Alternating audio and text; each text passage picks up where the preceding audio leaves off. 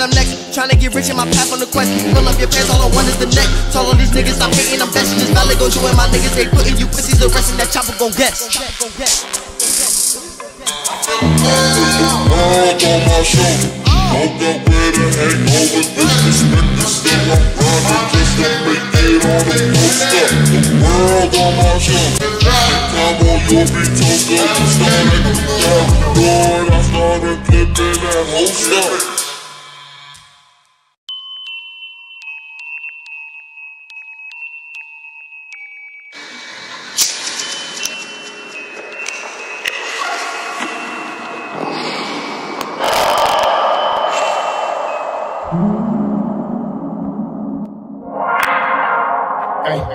I said, watch out for that nigga, cause he checkin'. He gon' run up on you for that work you put in. I'ma have your bitch working it like a show. Nigga, watch me take your bitch when you ain't looking. They looking at a nigga funny cause they know I'm hood rich. My own girl told me that I don't deserve a good bitch. Bullshit with your ass ain't never do me no good, bitch. I never pull up, girl, you know I'ma leave it good shit. I'm swerving, nigga, you said bitches coming, what's the I got a bitch on layaway that I ain't got a purchase. Tell them lame niggas stay away, cause that's the type they curving. If bitches ever gave a play, they fumble, boy, you nervous. I'm a pawn, how the fuck you let me all in your car? She told me that I'm the god of a world, that bitch don't know me though.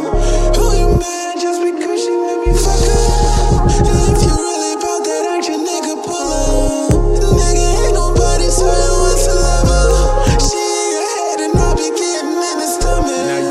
Nigga, she don't even claim me. Why you mad? Why you mad? She tell you she ain't no angel. Why you mad? How you mad? She been sucking and I ate her. Why you mad? How you mad? I'ma spend the best pussy you ever had. She moved your work and used her breath to buy me yours. I know you love a nigga, but what the fuck is you doing? I know her so well, and she know this nigga stupid. Bitch, I'm at the hotel, so just tell me where the room is. Only smoking all this beauty, I got pies in my bag. She told her nigga she straight, but boy, she lied, she a fake. I'm off the city, you can't see it in my eyes, but I'm glad. And she put that bitch's business to the side and let me smash. Ooh, girl, you know that's all I ever wanted, and I got it, and you got it, baby girl, gonna flaunt it. Her friends small, but fucking she got a man working. I ain't never stopping till I got my shit working now. Oh, you mad just because she let me fuck her? If you really about that action, nigga, pull up. Nigga, ain't nobody tell you it's a lover. She in your head and I be getting in the stomach. Now you mad, nigga, she don't even claim you. Why you mad? How you mad? She tell you she ain't no angel. Why you mad? How you mad? She been sucking and I hate her. Why you mad? How you mad? That must been the best pussy you ever had.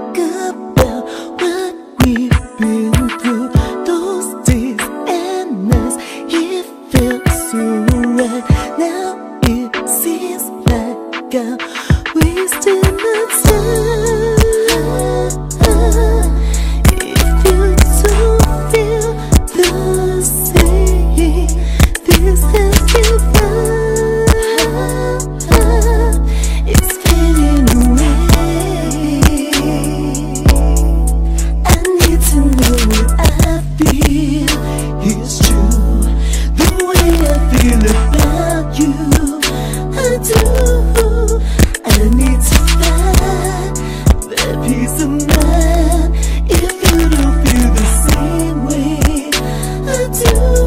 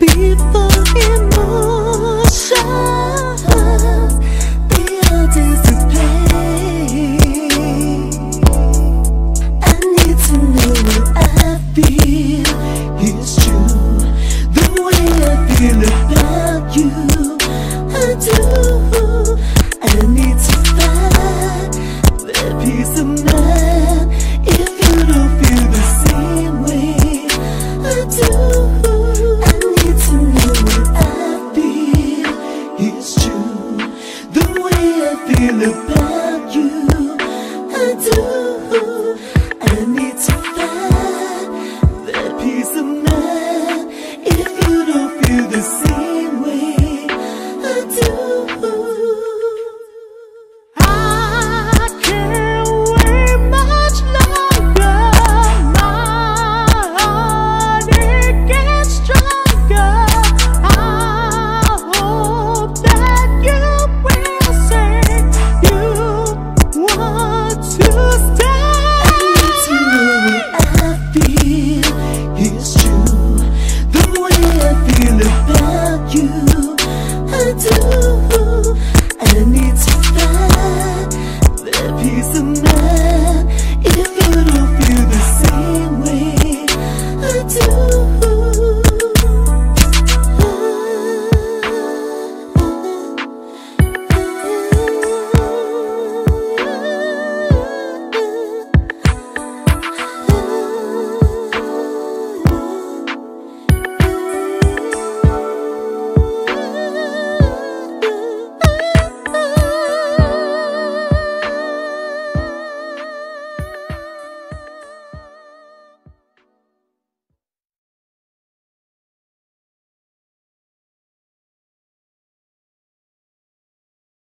Tonight, so we know you belong. Just rock that shit. Mirror, mirror. One more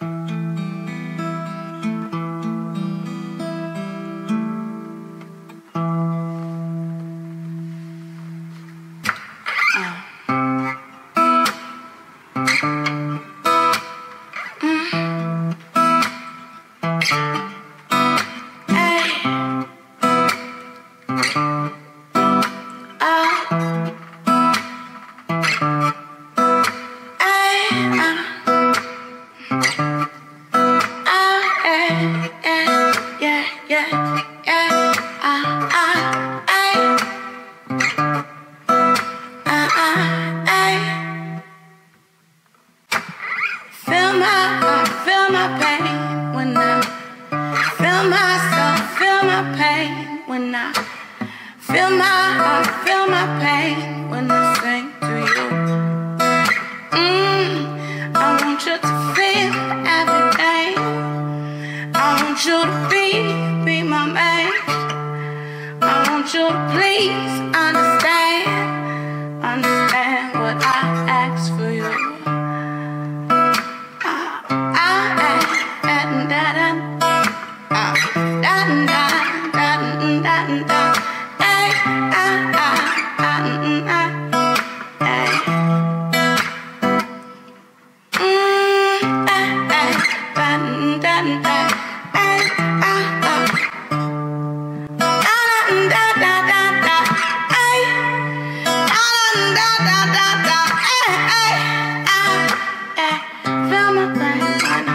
Talk to you, feel my pain when I sing to you.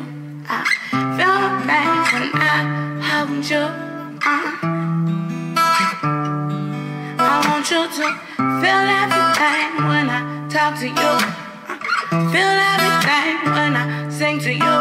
Hey, feel everything when I hold you. Yeah, yeah.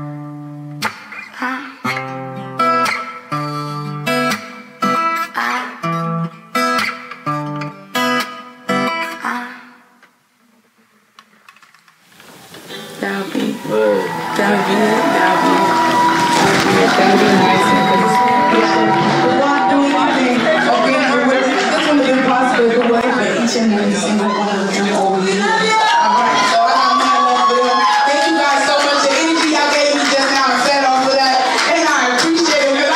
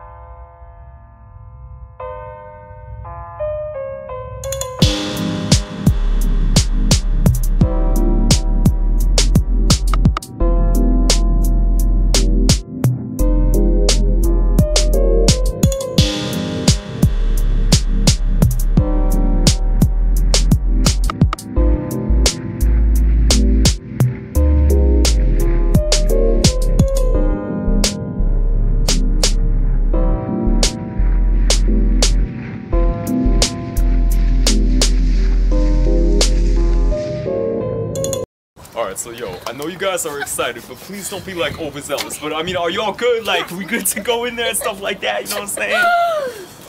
You better not do that when we get in there. These are the gurus. Relax. You're always being over dramatic. Can we get this going? Yeah. Okay, cool. Let's go. Wait. Oh yeah. We got this.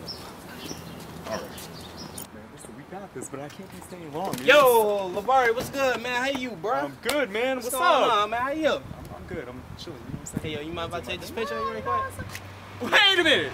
Side, bro. Side. Oh, my bad.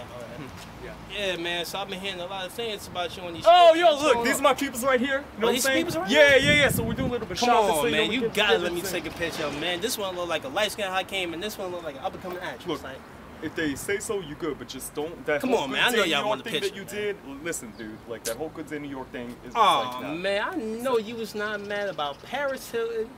Perez Hilton.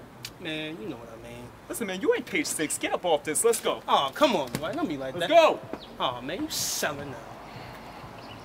So, LaVar, what brings you here? I haven't seen you in a while. Well, I got two of my friends here moving area. They love to meet you. They're enamored with you. They saw you in Vogue. They seen Harper's Bazaar. I can keep going on, but you know, they already know. They want to know about fashion, man. They just seek your advice as a guru. So that's basically it. Oh, okay. So what do you think fashion is? Yeah, this watch, bling, this chain, yeah, looking fly. Yeah, that's what fashion is to me. Maybe it's my hair. Oh, wait, my shoes. I don't know. Can you tell me? Well, I can tell you, but I'd rather show you. Come with me.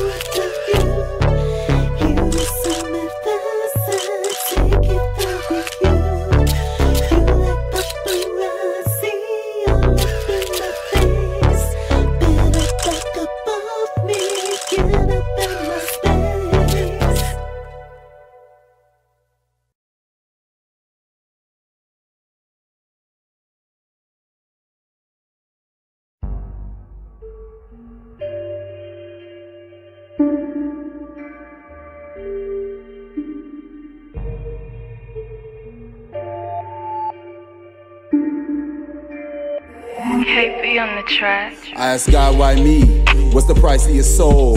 It's nothing you could buy me. Just me on the track, feeling nice like Kyrie. Feeling like John Q, gotta get it by any means. Feeling like a Troy Red, a red fox in a hot box. Bullets fly your head, go pop top. Everybody running, jumping like a hopscotch. Feeling like Chris Cross, but don't cross me. You get me? I'm on the edge, about to jump like Willie Coyote, but I land in the 6-speed. I don't fear the consequence. College don't get you common sense. It's obvious in my prime I turned optimist. Got me feeling real nice, got me feeling real nice, got me feeling real nice. Look in my eyes, you don't wanna see me not nice. Got me feeling real nice, got me feeling real nice, got me feeling real nice. Got me feeling real nice, you don't wanna see me not nice. OT, OT, that means I'm out of town, low key. Low key, top floor, floor C's. Hey girl, nice to meet ya. Said I met her in an Uber. One shot, you must not know I'm a shooter. Feeling godly, feeling this guy flow. Ask God why me? What's the price of your soul? It's nothing you can buy me. Move with the money, move with the money, move with the money, move with the money, move with the money, move with the money, move with the money, like. I gotta move with the money, move with the money. I gotta move with the money, move with the money, like.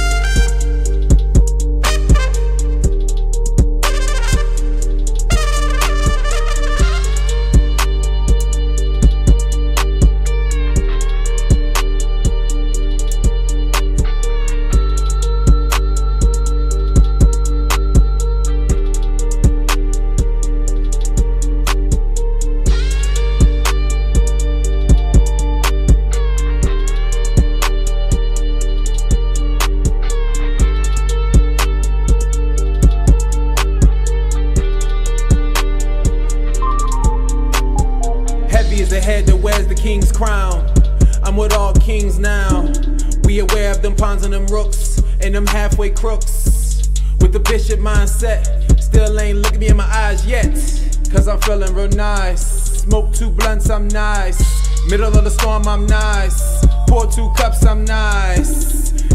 She might let me if I'm nice. Shawty say I walk like I'm nice. Take that wine off the ice. Black shades got me feeling like Isaac Hayes. Move with the money, move with the money. Move with the money, move with the money. Move with the money, move with the money. Move with the money, move with the money. Like like I'm feeling real nice.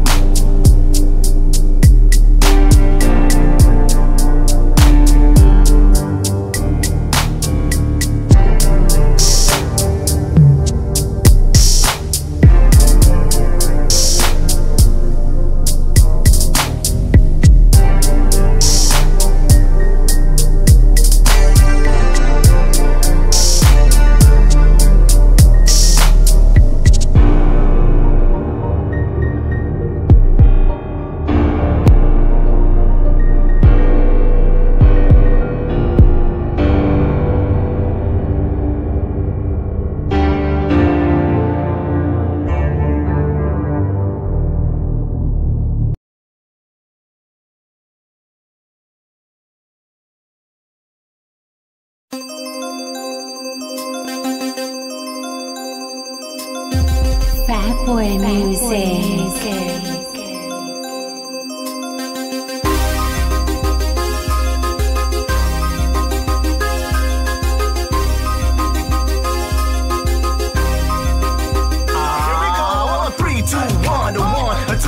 What's up, Jersey? It's your boy Biggie. That's right, the notorious Biggie S'mores. Invading your spot, knocking down on doors. No, I'm not an OG, 5-0, not me. I'm a notorious from NYC. I'm not here to make friends or even sightsee.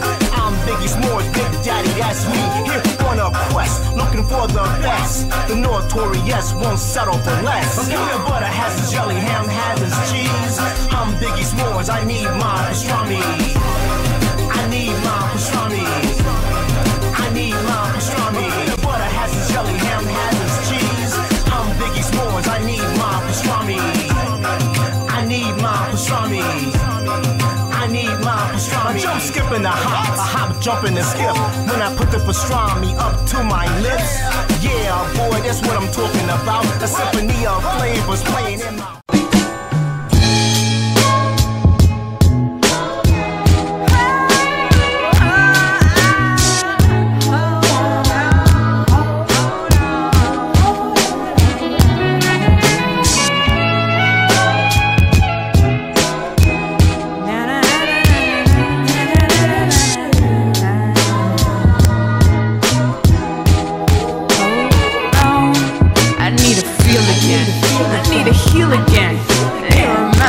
it's like to be me again, to feel free again, to believe again, to shed the shell and chase my mean again. I mean this pick-me contest got you all looking crazy. You're gonna sing along to this and you want of a baby. Handouts after handouts, there's no king of the underground. You wanna be the king of silence, stick around and take me down. Whoa, hold up, y'all are fools, I need no curtain there's no smoking mirrors, cause that shit fucking expensive. Shouts to Big Rilla, count the Skrilla, always certain. Don't matter if they slip and chip when you losing time. And we all know killers and we all know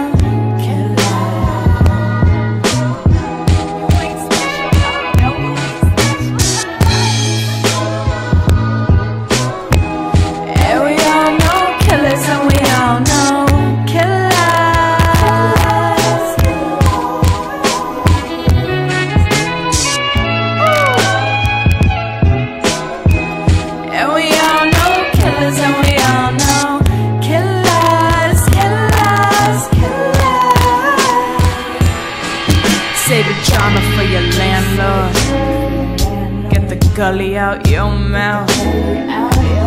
Pamper cause it's a promise. DIY but shit got clout. I thought about you today.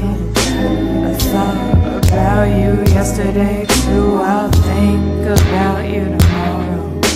I know you're thinking of me too. That hater shit gotta die now. Just accept that we ain't cool. Oh, fuck the beef, let it ride out. This town big enough for two, but it's a one-man city. And the streets don't reach out for you. I got no pity.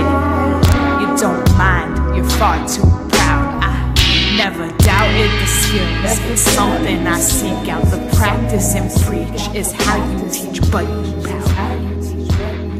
So I'm out. So I'm out.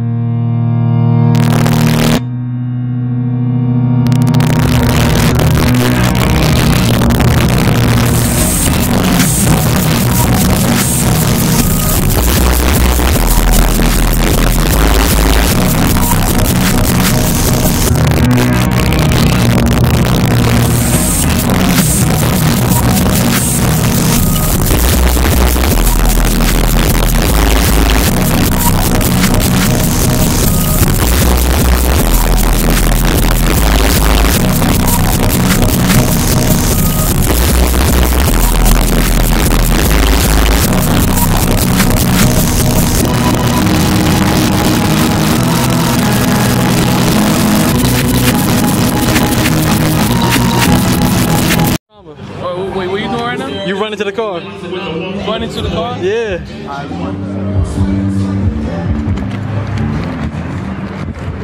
Don't get hit by a car! Don't get hit by a car, nigga! Yeah. Let's speed up. Yo, he's about to rap. He's about to rap. Yo, he's about to rap. Let's gather around, chill. Let's speed up. Yes!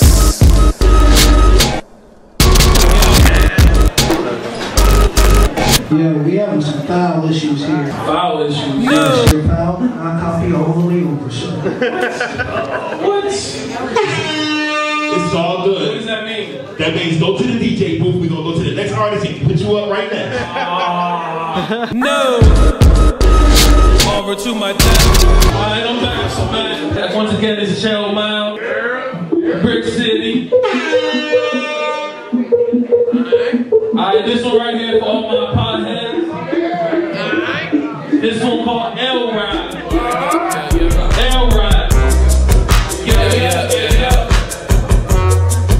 Yeah, yeah, yeah, yeah. Yeah, yeah, yeah, yeah. Yeah, yeah, yeah, yeah. Sitting in the whip, navigator mist. It's the SS Valley, married captain of the ship. Hit the corner store, yeah, we need a roll of clips. I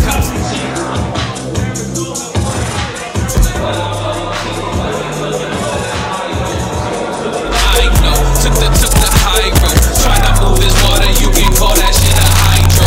Bag so fat, Mary begging for that lipo. Alright, yo, I performed twice, sorta. First time, my track wasn't working. Second time, the mic wasn't working. Third time, about to be the charm. First performance, the track fucked up. Second performance, the mic fucked up. So 3 times the charge by the. So we came back to the greenhouse to get the track because the first one was fucked up. Shouts out to La Rouge once again, letting us go again. So we about to run back to that bitch right now.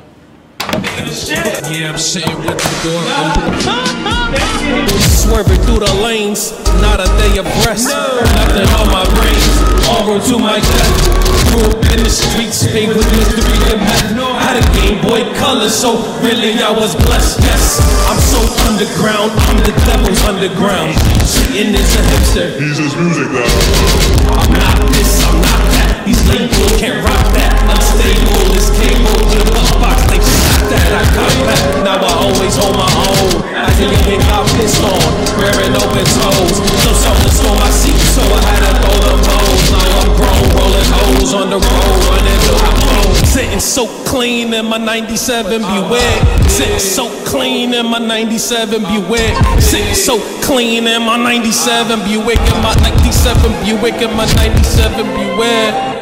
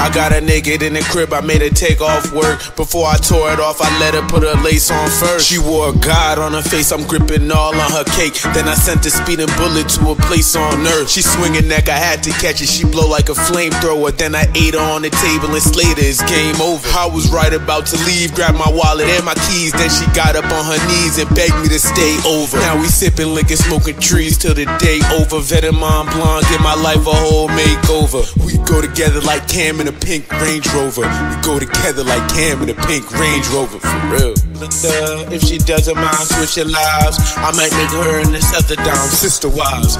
Yeah, I know that she the type to pull kitchen knives, but I'm honest and you know that wild niggas lie. Yeah, if she doesn't mind switching lives, I might make her and the other down sister wives. Yeah, I know that she the type to pull kitchen knives, but I'm honest and you know that wild niggas lie.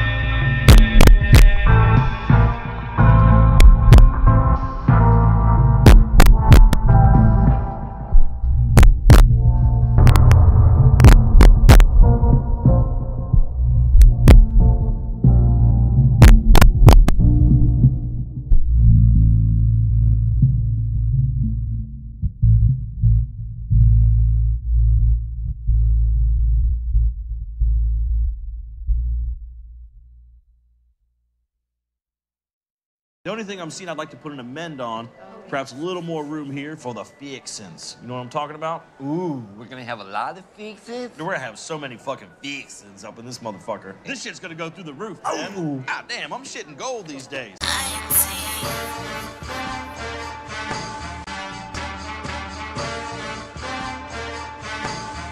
I'ma get so rich, rich, rich, rich, rich, rich, rich. I'ma get so rich, rich, rich, rich, rich, rich, rich. I'ma get so rich, rich, rich, rich, rich, rich, rich. Just valid. Just valid, gon' make it. I'ma get so rich, rich, rich, rich, rich, rich, rich. Gon' make it. Just valid, gon' make it. I'ma get so rich, rich, rich, rich, rich, rich, rich. Gon' make it. Just valid, gon' make it. I'ma get so rich, rich, rich, rich, rich, rich, rich. Gon' make it. Just valid, gon' make it. I'ma get so rich, rich, rich, rich, rich, rich, rich. Gon' make it. Just valid, gon' make it. My heart filled with hate and face filled with date rape, so I cannot relate.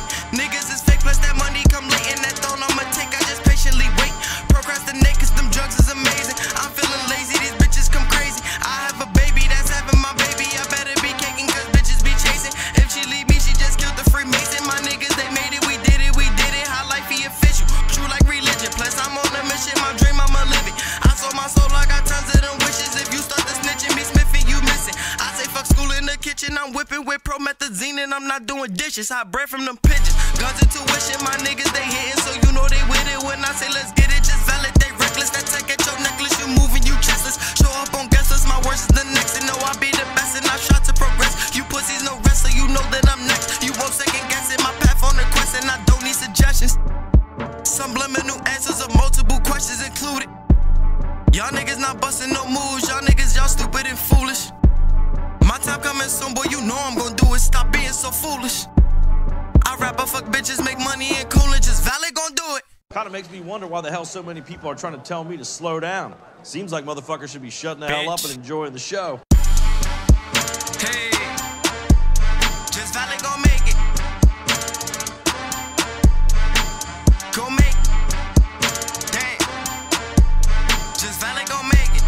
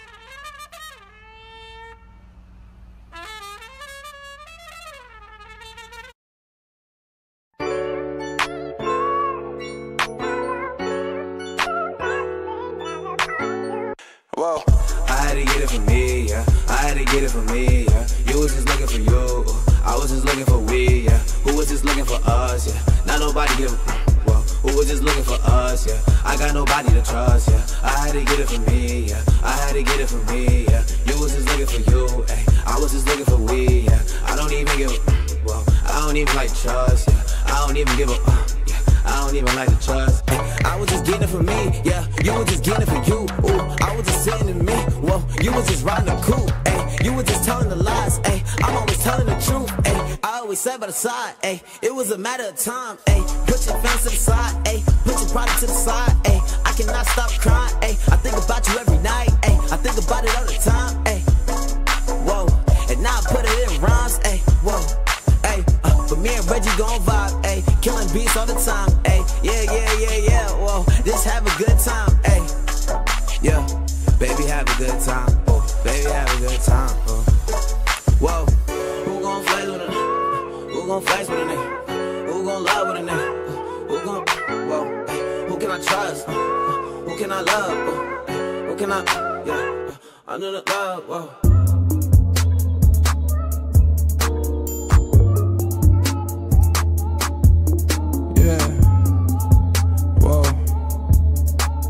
A lot of OGs wearing skinny jeans, run around in 19. Only thing tight is my team, rubber band and holding cream. Blowing like a summer breeze, got on my fatigue. Like I'm in the army, got me feeling like darkness. I can make it rain, these tears came with pain. Came in the game with no chain. Don't fuck with mines, I fuck with dimes. I buck the 9, I won't end up like Shine. We all get one thing in common, that's blue paper. A lot of niggas spitting, but ain't got a pot to piss in. So just be grateful, grateful, so grateful, grateful. Been in the lab, chasing the bag, getting a tag, getting a tag. Been in the lab, getting a bag. Lab, chasing the bag, getting a tag, getting a tag. It's a war going on outside. Ain't nobody safe, just take cover. Man on the corner with no cover.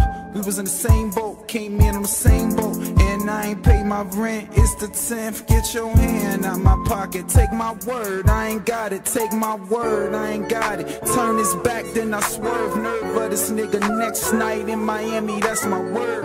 You could've been held for the king's ransom. Got me feeling like Santana before bandana. Can't tell if I'm running away or chasing my dreams. Moschino jeans in my pocket, not a thing. Just to think I thought I had all the answers. I gotta make it look good, but these tears of a clown, they running down here, hidden behind a smile. It feel like I'm crying on the inside. My haters wish they see me that I'm dying on the inside.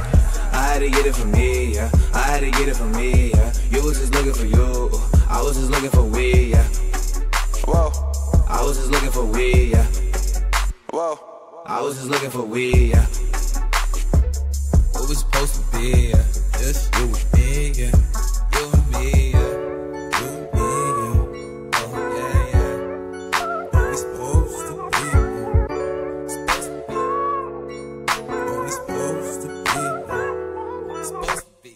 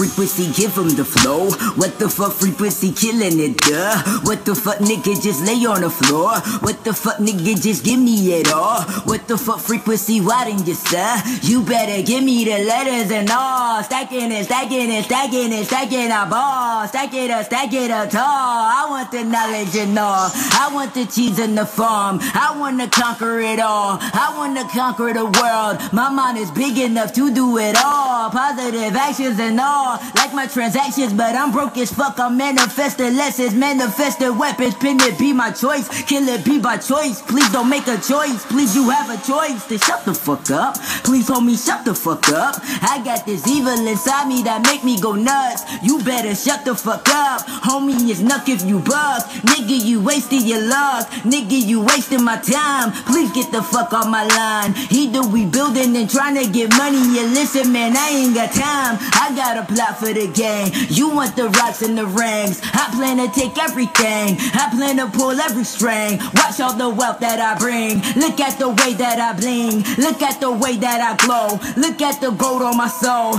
Shout out to ORG Soul. You better know that I'm cold. You better know that I'm gold. You better know that I'm gold. You better know that I'm rich. Look at the way I finesse. You better know I'm the shit. Look at the way that I glow. You better know that I'm lit. You better know that I'm lit. You better know that I'm rich. I know that I'm rich. I know that I'm lit. I know I don't quit. Man, look at the wrist. Look at the way that it drip. Look at the aura, the glow. Look at the gold on my soul. I know that I'm cold. I know that I'm gold. You better know I don't fold. I'll take the money you go. I'll be your best, your front door. Loaded and ready to go. Loaded and ready to go. Motherfucker, I'm gold. Whew. Motherfucker, I'm golden. Yeah, yeah, yeah, motherfucker, I'm gold. Whew, whew, whew, whew. Motherfucker, I'm golden.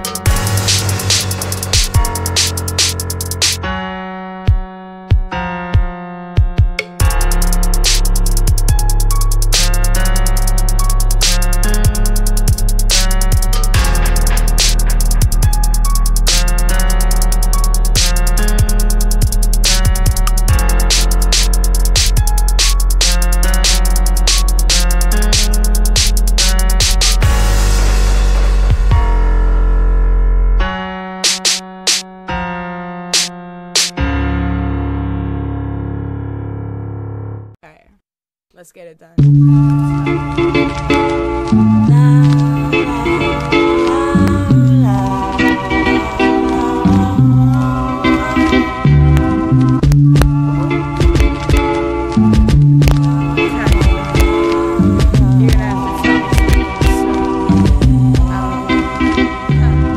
What you shawty do? Bathing Elmer's glue in the stew, posted with the crew. It's the truth, got your undershoes, crisp, fresh news. Alert you lose, quick truce, no use. Only showed up for the juice. Whose line comes next? Whose grind on checks? Whose time to connect with tatted chest with your crest? Who's died on attempt, no content, so we cashed out, lash out, cause he believed it when he called you a smash mouth. Posted versus optimal, pee me through your opticals. You don't want the sauce like the macaroni pasta do. Spitting bar for bar with bar, BP on that dooley do. Crazy niggas mobbing out, R.I.P. the Goonie crew. We live life by wine and coke, doing things that loonies do. Catch me on the TV, but I ain't no loony. Elmer fuck up out my face squad, Daffy Duck your Payla Pew. Batter bugs out your bitch, Tweety when she see me too. Hit her with the cannabis, now she be like, can I be like, well can you girl? She be like, you playing?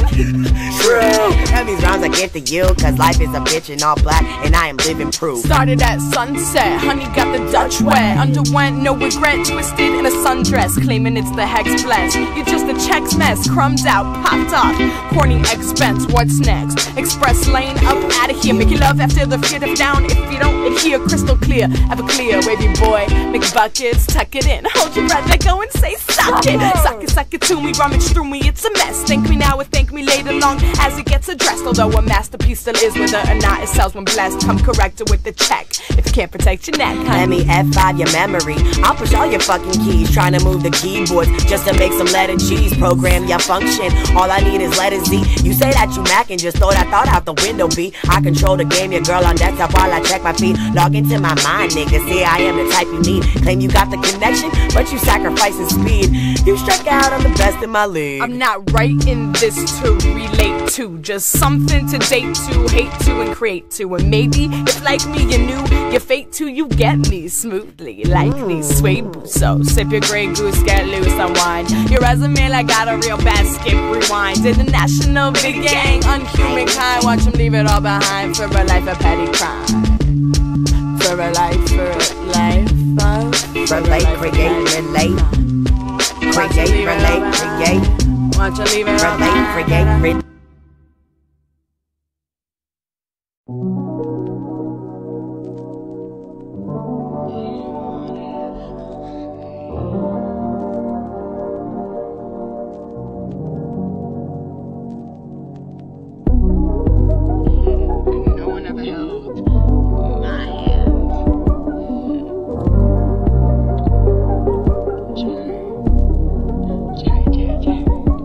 Never held up but held down, never held up but held down, never held up but held down, never held up but held down, never made noise, just true lines, raised no voice, just true lines, chased no boys, just true lines, just true lines, never held up but held down, never held up but held down, never held up but held down, never held up but held down, never made noise, just true lines, raised no voice, just true lines, chased no boys, just true lines, just true lines, just true lines, never by choice, I flew by, never waited for you, got new time, never said how I felt but you fine, never prayed for it when it got mine, when it got mine, it got yours too, trick truth for shining horseshoes, didn't recognize it from the north, fool, bars got bars, they cut through, yeah, cut through, and it's skirt out, cut throat and burnt out, cut ropes, let me roll out, let me roll out, let me roll out, roll up all this end, so you better meet your ends, ho, a winner with no friends, so make sure that I stay low, never held up but held down, never held up but held down, never held up but held down, never held up but held down, never made noise, just true lines, raised no voice, just true lines, chased no boys, just true lines, just true lines, just true lines, never held up but held down, never held up but held down, never held up but held down, never held up but held down, never made noise, just true lines, raised no voice, just true lines, chased no boys, just true lines, just true lines, just true lines.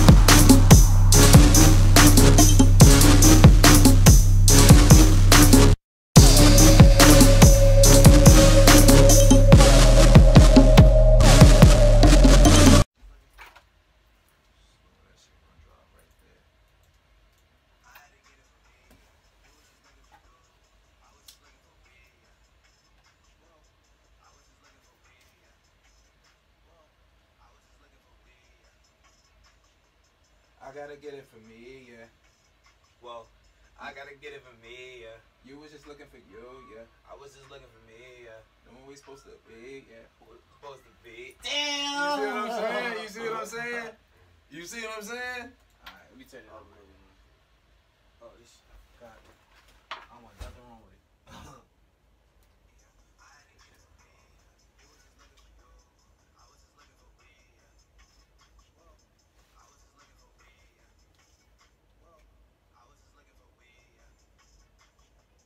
I gotta get it for me, yeah. I gotta get it for me, well. You just doing it. Oh, fuck! We gotta be, alright, hold on. So it's gotta be like, I gotta get it for me, yeah. And then you go, you was just doing it for you, yeah. Alright, then you go back. Knowing what she was supposed to, like, you know what I mean? Like, you wanna have. Alright, so I'm saying, so you gonna say, I had to get it for me, yeah. You was just doing it for you. Yeah, let's keep it simple. Let's just keep it simple. I gotta do it for me, yeah. You gotta do it for you, yeah. No. I was gonna echo you. That's what I was gonna do. Oh, okay, you gonna echo me. I was gonna echo you. Alright, I bet. Let's just keep it simple.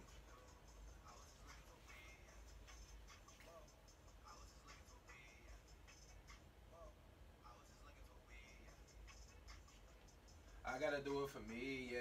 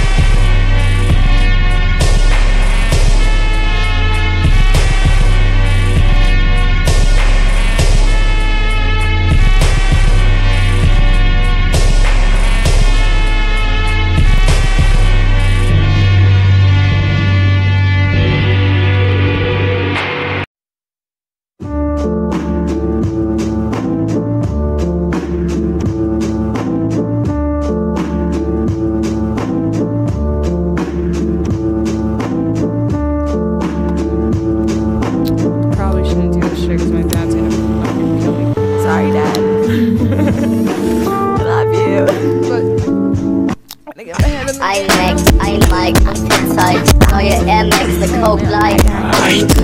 Expectations. I got expectations. Revelations. Expectations.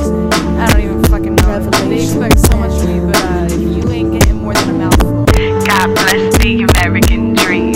Gold on the wrist, popping pills, drinking lean. God bless the American dream. Gold on the wrist, popping pills, drinking lean. Yeah, black nails glossed over, reflecting my shine that I caught while giving compliments to big body hair dimes. Smile as they thank me, got me feeling all pretty, but I'm focused, bouncing right back like some animated titties. Throw fitties if you got them, they're quapping to the bottom of the passenger seat and flash to cameras like we caught 'em, spot 'em. Feds from afar fall back to where the light is shitty, then bounce back into shine like some animated titties. Feeling gritty while I file down teeth on the gravel, traveling in the tri-state on the low, copping cattle, the milk slipping up, crossed about tree fitty. Ball is life, bounce on the court like some animated titties. And God bless the American dream.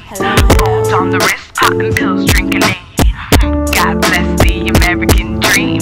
Gold on the wrist, popping pills, drinking lean. So compact, gear down, tuck it deep into the leather crew. Commits to the aesthetic, don't give a fuck about the weather. Better watch your mouth if you wanna get snippy. Get bounced about the club like some anime titties. On a voyage to relax, already found my deeper purpose. I do what I say I will because I know it'll be worth the keys.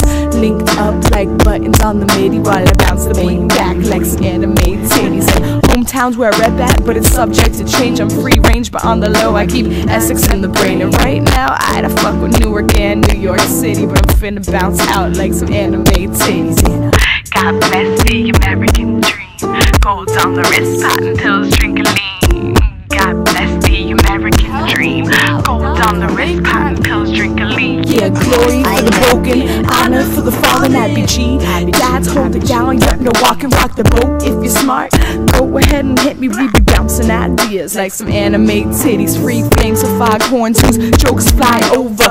Head bobbing like you ain't looking Red Rover. Fuck all the fake shit on TV like Iggy, Chic and Kangaroo. Bounce out like some anime titties. So now when you see me up, you know how to react. Smile back, throw with that before you go home and fap. I mean, you play on the track, the fat name that zippy got you bouncing that ass like some anime titties. And God bless the American dream.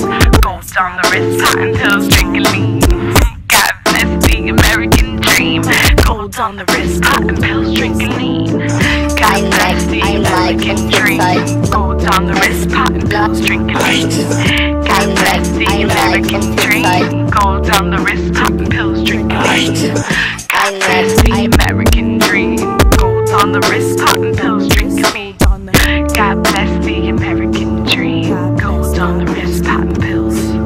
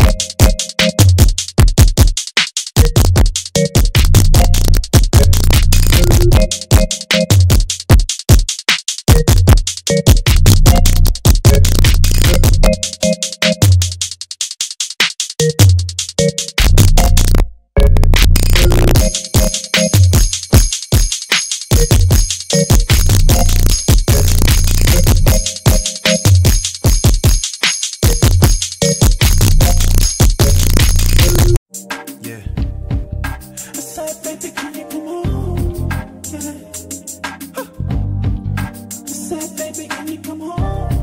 Yeah. Listen. Can you, baby, can you come home? Yeah, come home. I said, baby, can you come home? Yeah. I said, baby, can you come home? Yeah. I said, baby, can you come home? I'm thinking times that we had, even though I didn't look back for the wrong path. I went the wrong path, went left, went right, ain't know what to do, time passed. I'm still thinking about you in times we had. 32 floors up, your heart's in my hand, I ain't know what to do with it. I was strung out on love, so I was through with it. So I had to move on all alone. I'm focused in my zone, trying to get right, cause I want you to come home. Yeah. And I'm still thinking about you when the baby, can you come home? Yeah. Can you, baby, can you come home?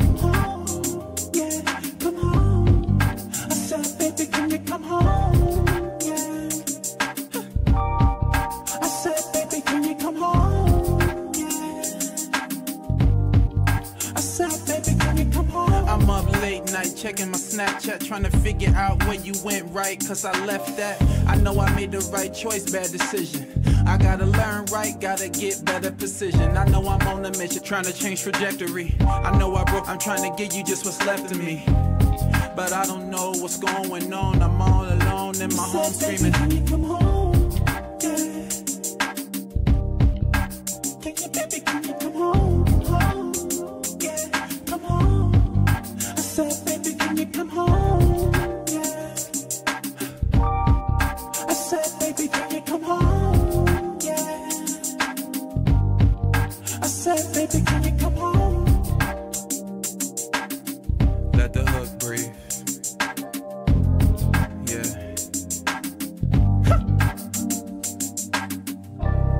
I'm thinking about things I don't know, I'm trying to reach things. All I do is daydream about you, the things we used to do. Rolling weed up, I don't know what to do. Mind on the mission, mind on the hustle. All I daydream about you.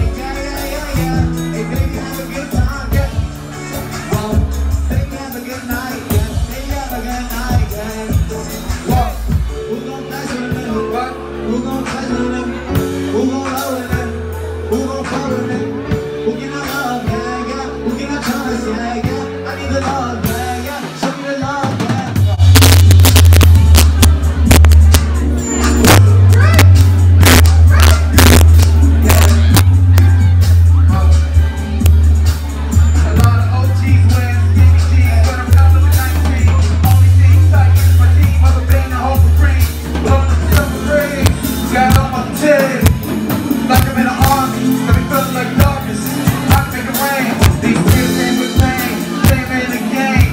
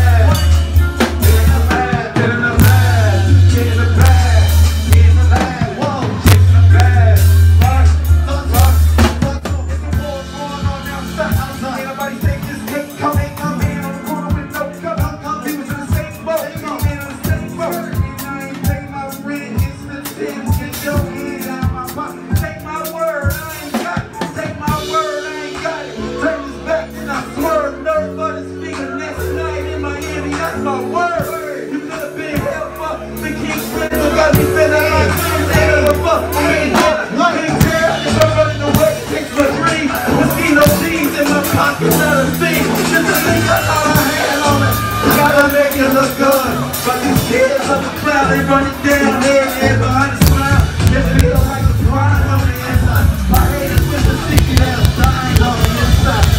I ain't giving me, you just looking for you. I'm just looking for me. Kinda like your pop, I don't feel like a child. Kinda like your pop, yeah, I don't feel like a child. I ain't giving for me, I ain't giving for me. You just looking for you, I'm just looking for me. Kinda like your pop, yeah, I don't feel like a child. Kinda like your pop, yeah, I don't like your pop,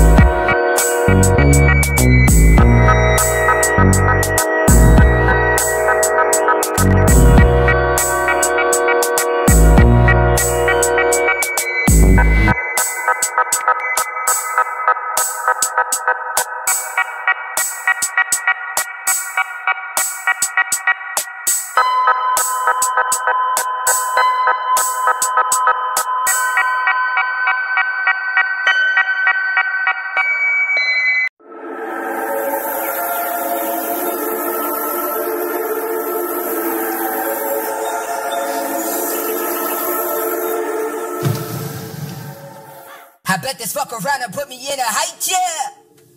Tell them fuckers that I'm right here. I've been dragging bodies to the basement, I'm a nightmare. Had to fight my demons with the hell and forth them right there. I ain't scared of nothing, I'm the devil's fucking nightmare. Boxing insecurities, my hook got in there, how you meet a snipe, yeah. Blah, blah, I just slaughtered ya. Someone called the coroner, the game just dropped. Never heard of you, your name don't pop, your thing don't pop. Please just stop, who made you hot? Waiter, please, tell the kitchen make another one. I've been in the kitchen, hot as hell, I hold the sun. You don't hold the reproductive organ, so I'm right to carry frequency. The notes just take you higher, I'm a riot, carry holding cannons. Damn it, they gon' let me in or take this cannon. You won't eat frequency, I'm feminine. Hold on, oh no, she got another rapper in a chokehold. Tell them line them up, she killing rappers by the boatload. Fuck it, I think singers too. Tell an artist what to do. Sister, auntie, brother, mother, father, they can get it too. Matter of fact, I slap your manager, where they at? Slap, slap, back, smack, take this trash back. Right to the trash can where they nap at. I just carry wins with a backpack. I do it for fun, but if you want it with a cash at, that's how your gun sound. Blah, blah, blah, blah, aim at any clown.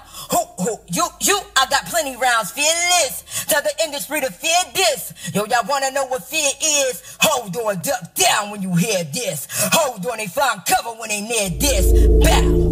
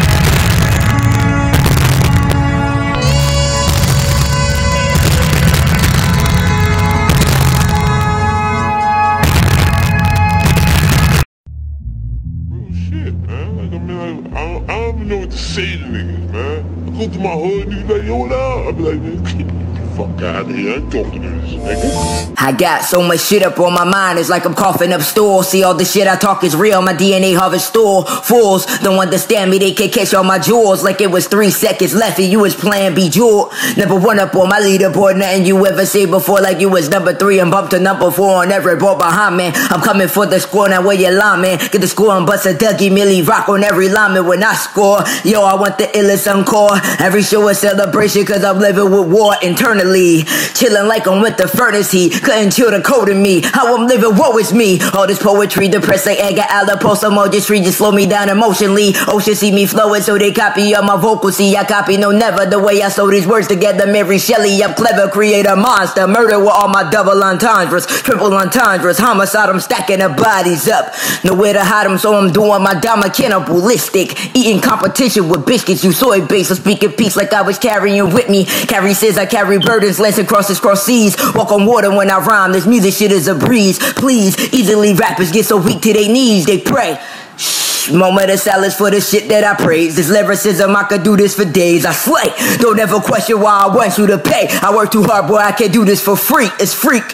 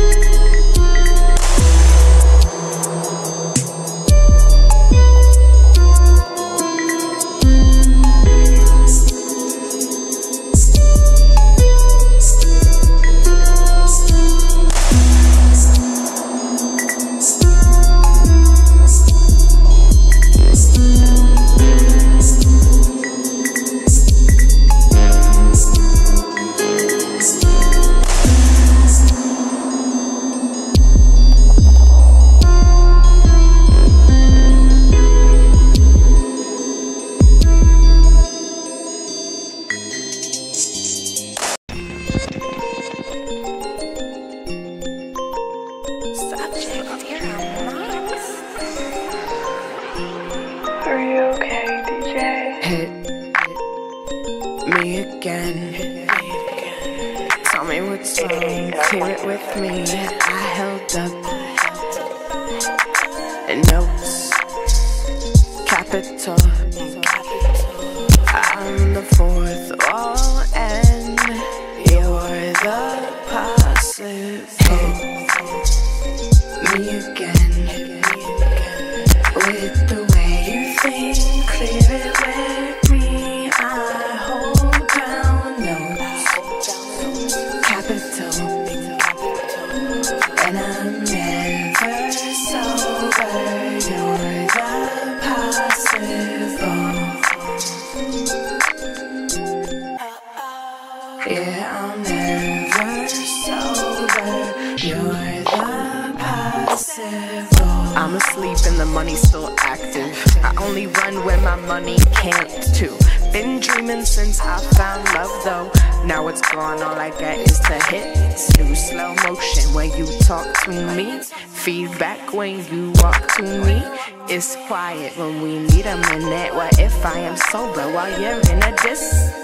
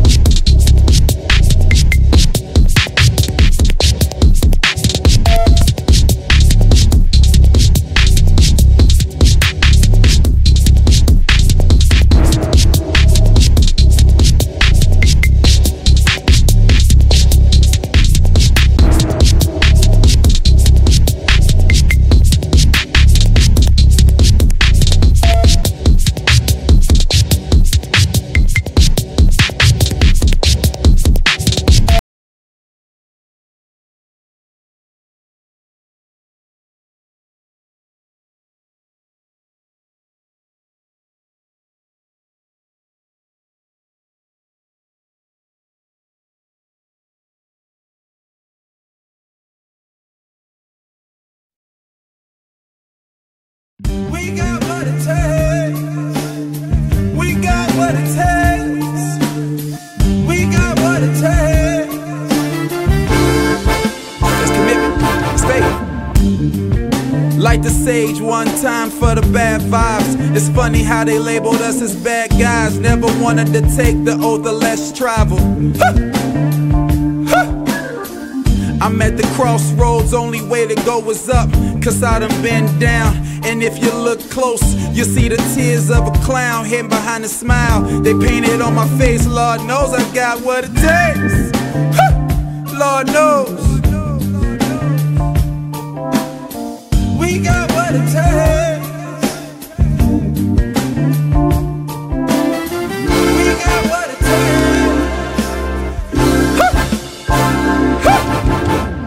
Made some sacrifices, ran in my own pace. It's not a race, finish line is near death, never stress. The dinner line was too long, the fishing rod was too strong. Niggas couldn't catch the great white, scared of the stage lights. No fear, pay attention, all ears. Shorty sent me a picture, what the fuck are these dog ears? New Year's Eve, we all cheers. Sorry had to go Paul Bear.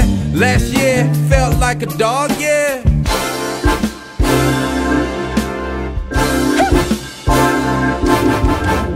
We got what it takes.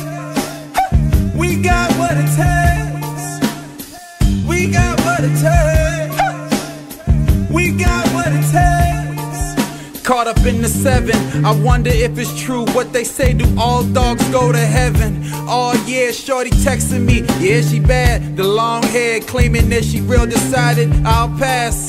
Fake tits, fake ass, fake lips, fake eyelash. I don't need another fake Kim Kardashian.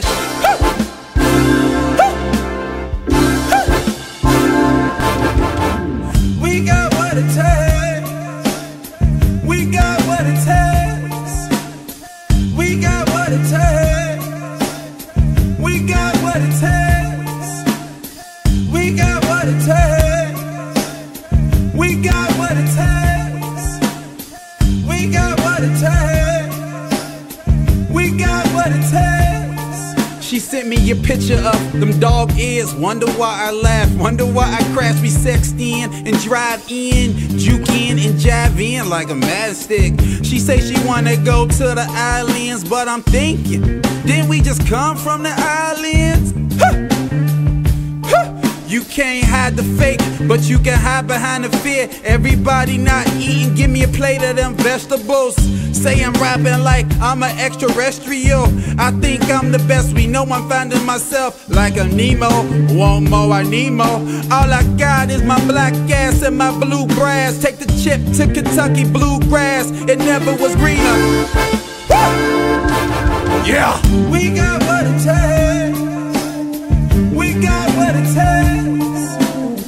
But if you do pass, please pass the green, please. Thank you. I left the city with 2 bags. Got on a bus for like 30 hours. And I had $30. Lord, they made me wanna holler, holler, holler. Lord, we got what it takes.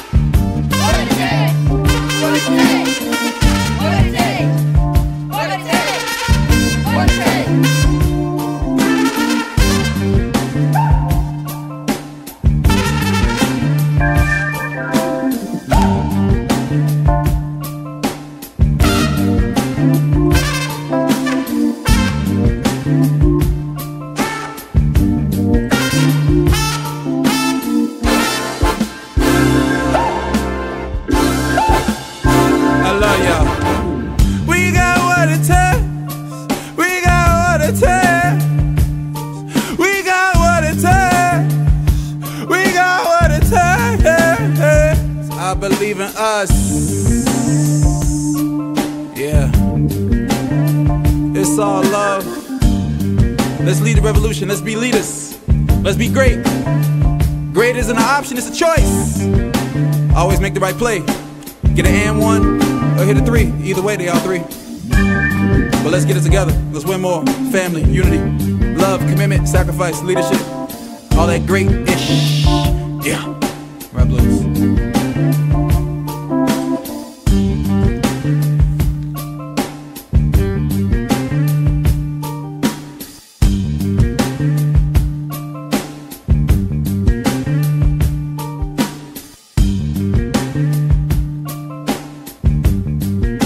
What it takes. We got what it takes. We got what it takes.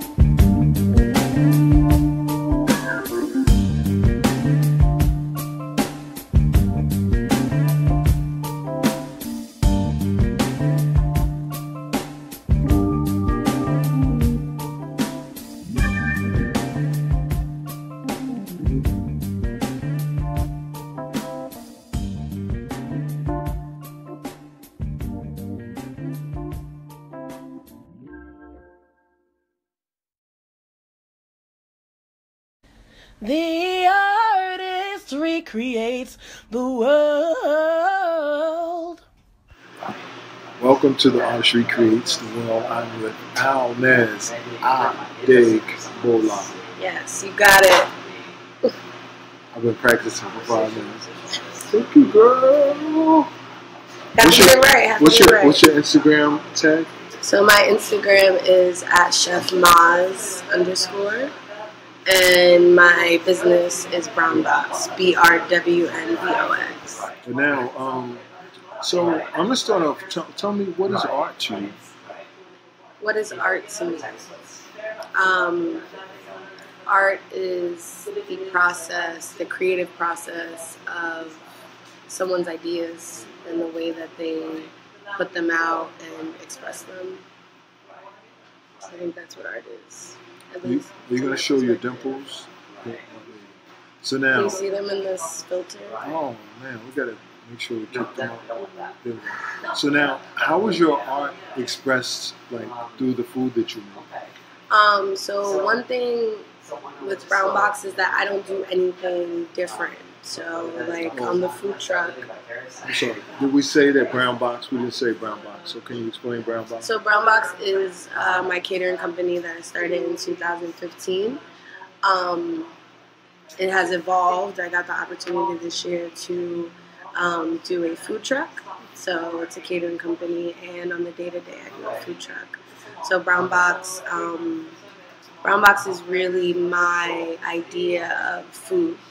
It's the only way I can describe it. I've always cooked, but a couple years ago I decided to start doing it professionally. Nice. And it's been very successful. I would be nowhere without my community in Newark. It's so supportive. What pushed you to the point that you wanted to cook and like start the business? I think it just came from, I mean, I come, like, my family is very much on two sides. So I have a lot of a very professional family that does, you know, medical field, IT, law. Like, I have kind of like a Cosby family in a way. But then on the other side, like, my grandfather was, or he is an entrepreneur, and he had 2 food trucks. We ran them in the South Ward. We built them in the driveway when I was very young. Wow. And so he always taught me. I also grew up in Islam in the nation. So one key factor of that is, like, giving back to your community, working for yourself, and, you know, building, like, having our own village and our own community. So that was always very important to me. And I always cooked when I was young. I used to give, like, cookies for, you know, Kwanzaa, and, you know, we all kind of celebrated different things in our family. So I always gave gifts of food. But as I got older, I didn't know if food was going to be the key to, I guess, my success. I had a very different idea of food. When I graduated high school, I went down the whole rabbit hole of, like, college and all these things that I really didn't want to do. But I saw other people in my family making money, like being a nurse or whatever. And it just, my life, or I guess the universe, just set it up where nothing was working for me. Right. You know, and I was not happy being a receptionist, or, like, you know, even though all of these things gave me the tools that I needed to run a business, it just wasn't what I wanted to do. So a couple of years ago, you know, my apartment was always the place you came, and I would cook and whatever, so people started paying me. Nice. And I just said, you know what, I want to brand it. Like, I should brand it. Like, I'm literally catering, like, that whole summer I was catering, you know, cookouts and birthday parties. And it wasn't really, it was just, like, my friends asking me, and they were putting worth to it. They were willing to pay me for it. So I'm just like, maybe I can do this. So what was some of the stuff, the food that people really liked initially? Well, in high school, actually, it's really funny. One of my best friends, he's Dominican. And actually, you might know Zenaida, Vibes After Dark. Oh, yeah, okay. Yeah, so her older brother, we all started, like, selling empanadas, like, soliciting them in high school. So we would, like, make empanadas and we would sell them. And it kind of got out of control, so they told us it was soliciting. And because people, like, would be literally, like, even teachers would be, like, trying to get these empanadas because they knew that they would sell out by, like, 3rd period. So a few years later, you know, I always continued to make them, but not, like, you know, professionally. It was just like, you know, that was in my house, and people loved them every time I made them. I would just make them for friends. So that's when I started. I actually launched Brown Box at the very first Vibes After Dark. I've been doing it ever since. But just, like, little stuff, like wings, you know, empanadas, pastas, you know, just... I don't know, nothing too crazy. But my empanadas were really where I kind of like honed in and then started getting creative with the fillings, not necessarily chicken and beef, but like now I have this amazing kale one. And I just started like upgrading them. And then it just got to the point where, you know, like I'm more than empanadas. I don't want to make empanadas anymore, which I still do. Like I do Evolve NJ every other Thursday, and most of the time I do empanadas for that, especially because I can make them on site. So how is this relationship you have to Newark, and in terms of your creation and your food? Well, one thing that's special to me about Newark is that my family, I mean, my grandfather, you know, born and raised in Newark, and we did the food trucks, the ice cream trucks here. And so I was always in Newark, but we lived in Piscataway. And so my mother also was a part of Black Media Force with Raz, and she campaigned with Raz, and my relationship with Newark was always special because I was exposed to it, and I've like literally over the past 20 years of my life have seen this evolve. Wow. And so I kind of ended up back here. I thought I was going to be a nurse, so I went to Essex County, went on the track. I didn't get into the program. I was really heartbroken, but I stayed in Newark. All my apartments, except one, have been in Newark. And I just really got into this downtown community and realized even why my mother fell in love so long ago. She was a poet, and this was always a place. Yeah, she, you know, performed with Amiri, and, you know, Raz is like really like a big uncle to me. And just to see how overwhelming it is that he finally got what he wanted to. Right. Yes. You know, but that like let me know like the persistence and the consistency. And so the fact that I started Brown Box in Newark, this is just like a very special place to me. And the fact that my community has showed up for me so many times. Like we always, you know, talk about the negative of Newark and like all this stuff going on. But we are really an amazing community, and we're all just trying to make it. And we really support each other. Like I would be making no money without my, you know, core customers or like my core people, you know. And they're all from Newark for the most part, except for people that I went to high school with and things like that. But, and you know, Mecca, who owns Freetown, I managed HLS. I actually have the shirt on right now. That was really the start, too, where I learned the restaurant business. And he always, that's my greatest supporter. You know, just like, I would be nowhere without even just the opportunity. When I started catering, he would like, you know, I had a commissary and I was allowed to use HLS for that. Like, he really put me in the place to do this. Like, you want to make food, so do it. And gave me all the tools, you know. So talk about this energy now that you feel in Newark, because you've been here quite a while. Yeah, I've been here. I've been a resident on my own as an adult for about 6 years now. But this place, like for instance, Freetown now, I've been here on some Fridays and I've been here on some overnight events. Yeah. The energy is like really. Yeah, and one thing that we always wanted to stress, so this has been like a long-term project, and the place is called Freetown because of Chef Edna Lewis. And Chef Edna Lewis hailed from Freetown, Virginia, or generations before her. They were emancipated slaves, and they decided when they became emancipated, they decided to create their own thing, their own town. And they called it Freetown, Virginia, because they wanted to be known as the free people.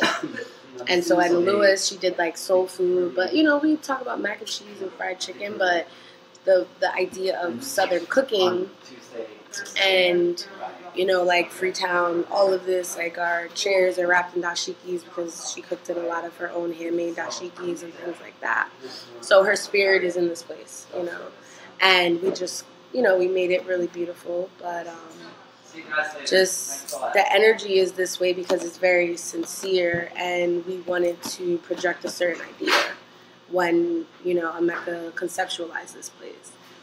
And so I come into this where it's like we are kind of like a group of free people, because this gave me the opportunity to be a part of Freetown, but to operate my own business. Nice. So I'm not necessarily an employee, but I'm a managing partner with Freetown. And that was very freeing because I've always gotten to a place in my jobs where, you know, I capped out and there was no more room for me to grow. But the fact that I'm able to operate at 25 years old, my own food truck, and it takes people years to kind of come into their entrepreneurship. Yeah. But I knew what I wanted, and I knew that I was kind of bossy, and this worked for me. I just didn't belong anywhere else. You were kind of bossy, no, and I see you enjoy it. I see you enjoy what you do. So. I love what I do, and you know, with Brown Box, I'm really a home cook, and I really like to stress that with people. Just like the people that have taught me how to cook I don't hail from New York City kitchens. I'm self-taught, and a lot of the people that taught me to cook are like my aunties and my grandma, my great-grandmother, and you know, friends, families. I was always in people's kitchens. Like anytime I saw somebody cooking, I was like, let me help you, even if I was like washing the dishes. But what I do is I take, like, for example, I make this chicken sandwich, and I just take these really basic concepts and I just try to elevate them a little bit. You mean from the chicken sandwich you make here? Right? Yeah, the chicken sandwich I make here has like coleslaw on it and cheese. I tasted it the first time. Yeah, and so it's like, you know, a chicken sandwich is not a new thing. We've been making, you know, Chick-fil-A has made millions of dollars off of the concept of a chicken sandwich. But I just try to, you know, give you these flavors that work, you know, and just try to give you, it's like Brown Box is your mom's favorite mac and cheese. Like Brown Box is, you know, all the things that are familiar, but just with a little spin on it. So that's really what just Brown Box is, the food that I make. It's really simple, just like down home food. And one thing about Brown Box is that I always want my food to be accessible. So I'm all into fine dining and I love the concept. But when you have to pay like $350 to have a seat at Le Bernardine's table or Jean Georges' table, you can't, you know, it's a certain vibe and it's not for everybody. You know, like us on Halsey Street, we can't necessarily, that's like half of some of our rent. Like, you know, but I just like to give, even with empanadas, and it's this concept of like fusing all these international styles of home cooking and presenting them in a different way, because that's what's important to me, because that's what I come from. I don't come from anything fancy, and that's just it. And I have to say, to me, that is what the art is in terms of how I see your food. It's taking these concepts, this creativity, and putting it in a place, putting it in creating something for people that is different, that is unique, and something that people really like and enjoy. And there you have it. And with integrity and like really good food, where it's like, you know, you can get a chicken sandwich, it might just be like a patty, or I make, you know, I've kind of, you know, taken the filet of fish idea. I can give you cod, but it'll be like the best cod that you had, or like the best fried chicken that you've had. I love that word that you use, integrity, to talk about the food.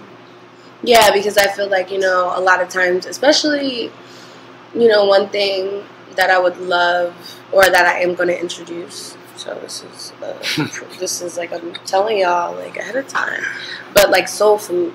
You know, we have amazing Vandas, but that's like on West Kenny. We don't have any like soul food right here on Halsey. And one thing with like soul food and integrity is that a lot of our community thinks that we can open these places and we get like, you know, really subpar food. Like I think of Vandas because Vandas is amazing. Talk about it. You know, like Vandas is clean, great soul food. Like Vanda does soul food well. You know, but she handles that side of West Kenny. It's like where you think about like, oh, I want soul food today. Where am I going to go? If you're between Central and even Raymond Boulevard. You know, we have all these other things, sandwich shops, Thai food. You could get baba ganoush, but it's like, where can you get like really good mac and cheese and cornbread? You just can't. So that's one thing that has been like pulling at me. And especially introducing people to another side of Southern cooking where it's not just about like ribs and fried chicken and yams and collard greens, but maybe like some lima beans dates, or knowing that honestly we eat fried chicken all year, but traditionally people ate it during the spring and summertime. They raised the chickens and they slaughtered them for spring and summer. They really it was like a delicacy to have fried chicken. So it's just like really introducing another side of it. I probably won't serve pheasant or anything like that, but you know, just understanding what Southern cooking really is and how important that is to our community and how it saved us. And so, and when you say save it, how so is that? I believe that, you know, even like cooking for our slave masters and things like that, that's what we were cooking for them. But like giving, you know, having, I guess, the runoffs of that and like being creative and like turning that into full meals for us. So you're saying that we actually developed the craft to another point because of that experience? Exactly. And so, and it's also like finding the silver linings. Like we talk about slavery and we talk about, you know, we know how hard that is for us. But there were so many things that came from that, you know, and so soul food is one thing that came from that. And, you know, like we picked those collard greens, and farm to table was a thing way before gentrification or like, you know, marketing farm to table. It's like we picked those tomatoes, we raised those chickens. And so that's, all of that is very important to educate. Like food is not just nourishment, but it can be education to know where this stuff came from. You know, so. Well, I thank you for coming aboard. You gave us some history. You told us how slavery ties into our art and how we create food and how we hone those skills to even offer Newark the best product. Yeah, and it's very important where, you know, just Newark in general, like we're on the verge of all these changes. But we have to remember what's important as well. We have to remember just who we are. And we just can't be popping, you know, we can't let, I guess, the man come in and give us all this corporate stuff. Like, this is our community, and we must work very hard to maintain. So, you know, we have to maintain it, and we have to really, really, really work. We got to work. And we can't complain, but we don't have, you know, the resources to do what we need to do. And that's a controversial argument, but at the end of the day, you got to make sure your ducks are in a row so that you can own at least your little piece of property. Yes. You know, and shout out to Burgerwalla and all the Black Swan. Shout them out. Black Swan. I'm going to interview Laura, hopefully, later this week. Yes, I went to Black Swan twice today to get their hibiscus lemonade. Their hibiscus tea. Like all the black community, or all the communities, artist and collective, everyone that was able to survive in all of this, and Freetown. I love that. You know, we all have to work together. Yes. So. And we also need some other artists to come through and do some in-depth stuff for these artists that are here. Yes. Support them, write blogs on them, write articles on them, do pieces on them, because this is a special time. But it has to be documented. One person can't do it, two people can't do it. You can't do it all, Gary. No, can't do it all. But you've done very extensive. NJ.com. Yeah. But you know, if people want something that is good, and somebody needs to come back and explore your story, that history story. I mean, that opens up a whole nother door. I know we have a short time, but like, you know, I've come a long way, and every day I'm thankful for where I am, and I don't take advantage of it. Like, I get up every single day and I do this, and so, because I can do it, you know, anybody can. And I love anybody. Like, it's not a cliche thing where it's like, if you have an idea, you just have to work. I love that, and I just love the passion. You know, was it the other day I saw you unloading the truck? Unloading the truck, like you just Listen, it's been a lot, but old mama farmer. Just I gotta get some like overalls, and then I'll really be set. I'm just like ready. I need to find a farm. Like, I'm just ready. So. Yeah, please. Bye. Follow her. Where, now, at Brown Box, BRW, and there's no O in Brown. BRWNBOX. How about on Facebook? And on Facebook, same thing. You just type in BRWNBOX and you'll be able to find it. Now you fool people because they don't connect your name with Brown Box. So yes. How do we remedy that? You got to put your picture into more of the Instagram. Yeah. I'm working on some headshots, and I know everyone. The food truck actually, it's funny because a lot of people know Brown Box, but they never knew who was behind it. And then they see this like 5-foot little person, and they're like, "Oh my goodness, like that's so dope." And then I look 16, so they're just real confused. But it's you great. look 16? A lot. I get it a lot. No. I get it a lot. I thought you use you look like you look it like feels like I'm super older or like super 18. younger. You look like you look 18. Sorry. Well, that means I'll just. Oh man, I dig bola. Woo! It's a wrap. We out. Peace, y'all.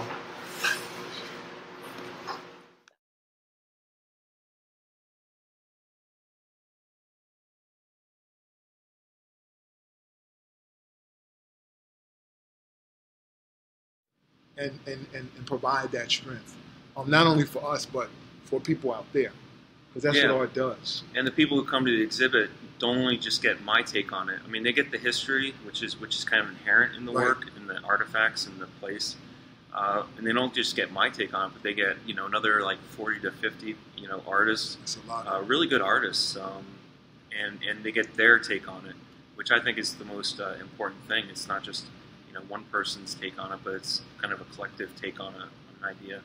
And what I'm finding after interviewing, I don't know how many people, but that the collective is very important. The artist collective that we don't really have, we have it in pockets, but that artist collective is so powerful, and I believe that's where we're going here in Newark, to understand our connectivity, to understand how we need to collaborate, that we have more power when we collaborate. It's just not about you or me. You come on my series in here, you add to the series.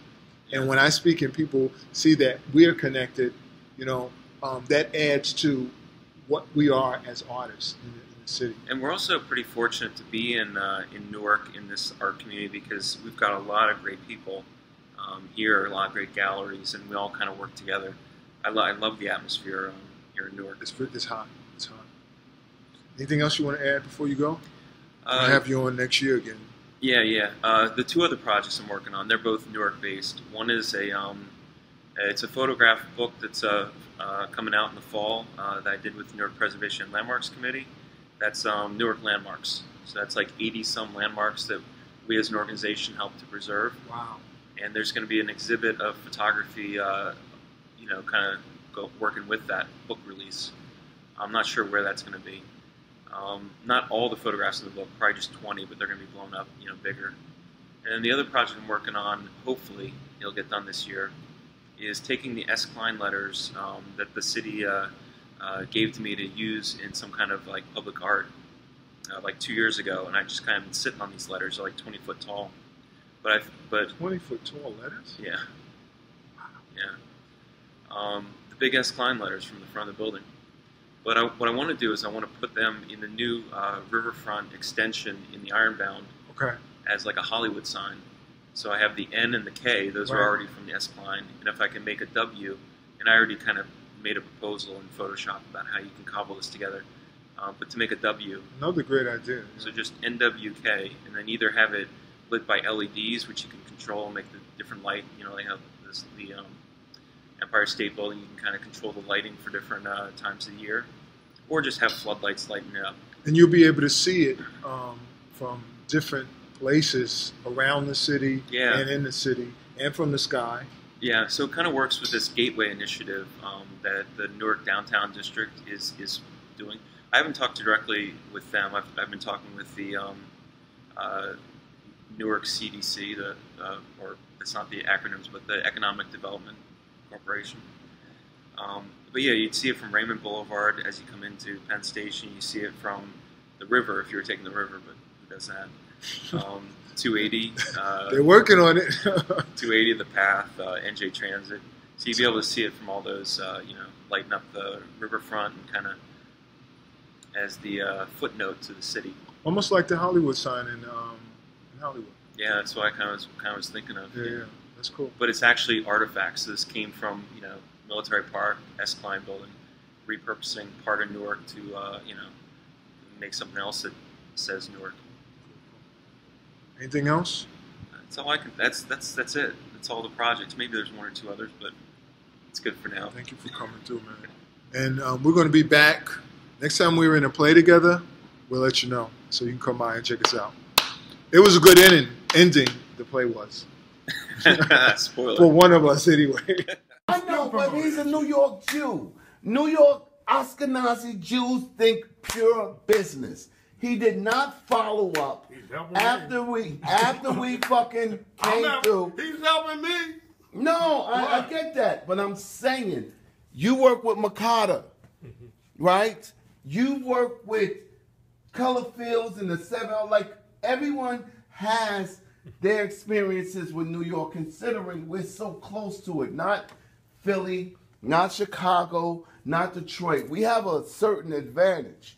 And the rawness and the realness and what we bring. Jersey has always been overlooked, but then they backtracked. That's how Willie Cole was able to slide in, because it's like, oh shit. That's how Shakaya Booker, oh shit. That's how a few of the other cats, because we ain't coming out of, and I was thinking about this earlier. Well, I'm not from Newark, so I don't know. No, well, no, all of a sudden, I'm not. you got I'm Buzzcut fucking Bob. It's all of a sudden. I'm not. No. Unless you want a Brazilian drag queen, you're going to find a Newark. You're going to get a fuck girl. Wait a minute. Wait a minute. I am a retired fucking police officer. That's the guy. I'm about to go get my phone. I'm about to get my phone. They bugging, y'all.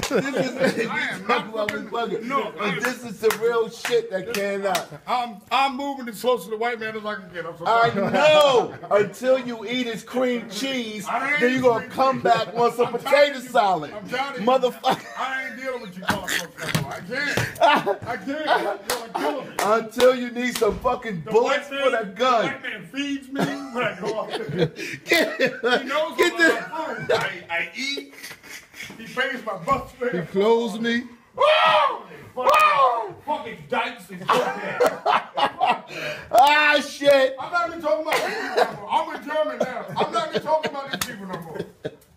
They all fucking die. And that's what I'm saying. What I did was organic. And if you go through the institution, you're paying, you know, there's a fee that has to be paid. There's a whole structure. Buying these damn books you don't need. Exactly. You see, so that's not organic. And, you know, and yes. And you're getting a mixed company.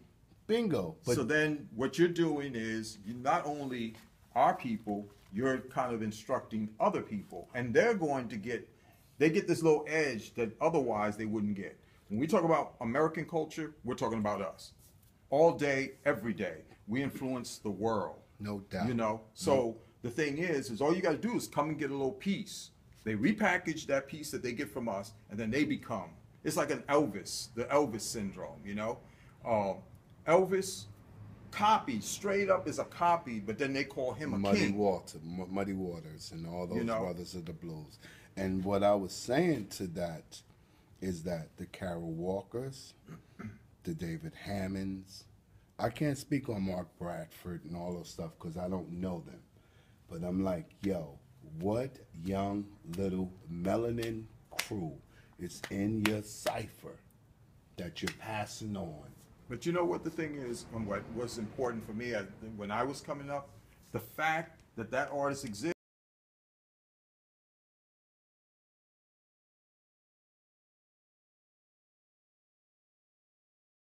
Welcome to the Artistry Cruise. You're all on a day to be LA. I love this artist. What's up, girl? Oh.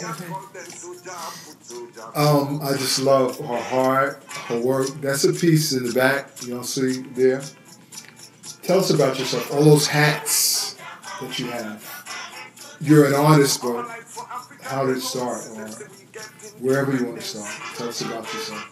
Well, I was actually trained as an architect, but I've been making art since I was about 6 or 7, as long as I can remember. Wow. I think I'll always be an architect at heart. And that training, which actually started in high school, at the High School of Art and Design, continued into college here in Newark at NJIT. It's a very broad scope understanding of life and space and materials, and really just like an approach to how you view your relationships with people and your relationship with space. So Wow. I think that's the core of who I am, but art definitely, I'm grounded in art in the sense of being able to give voice and speak to issues very freely and openly in ways that I wouldn't be able to otherwise, you know, especially political issues. So, and that's been a blessing. So explain. I seen some of your pieces, and they're like amazing. So you use the straws and broomsticks to make these, to express the stuff that you're talking about. Yeah, the brooms are like, they're from Nigeria. Some of them are from West Senegal, so they're mostly like West African brooms. And they're made out of palm spines, which are, you know, basically branches of a palm tree. So a very tropical material. And some of them I bought when I was in Nigeria. A lot of them I get here in a lot of immigrant, you know, grocery stores that sell them as brooms. Some folks are just not akin to, you know, using other types of materials to sweep. And that, very surprisingly, you'd be surprised to find out how functional that material is, the broom, the West African broom.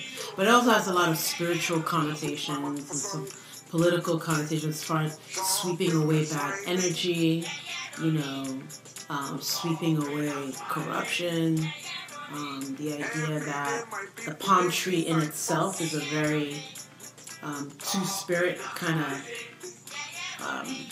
natural element. You have a long phallus that ends in sort of these branches that branch out at the top, which is very feminine, very organic. I'm messing with you. Go ahead. So there's just there's just so many stories, so many narratives, so many connotations to the material that really allow my mind to explore and go in so many different directions, and I feel really blessed to be able to manipulate it like that.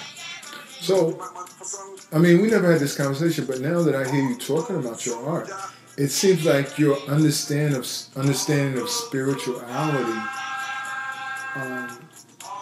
has enabled you to make this kind of art that touches that place spiritually, like people that place. I mean, because when I saw your first piece of art, I saw aliens. I mean, I'll talk to you. I mean, have you heard that? There's definitely a mythological, you know, quality to it, and otherworldliness. So I agree that that's something you would see. You know, like I think there's some aspects of what we call alien is really, in my mind, more of an indigenous. Yes. You know, if you go give back me some, to, girl. Give me some. Yes, if we yes. can get out of our modern mind, if you look far enough back to you know, the foundations of humanity, whether it's in Africa or Asia or America, you know, amongst Native Americans, you see a sort of universality in the way people present figures. You know, whether it's, you know, a human with an animal head or vice versa. We've always, as human beings, looked for other ways to express.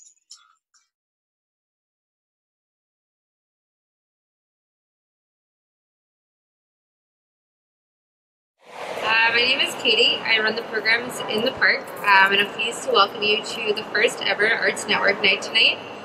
For those who don't know, Arts Network Night is a new program that we're starting this year to give artists and those interested in learning more about art in the Newark community a chance to get together, meet new people, hang out with old friends, make new ones.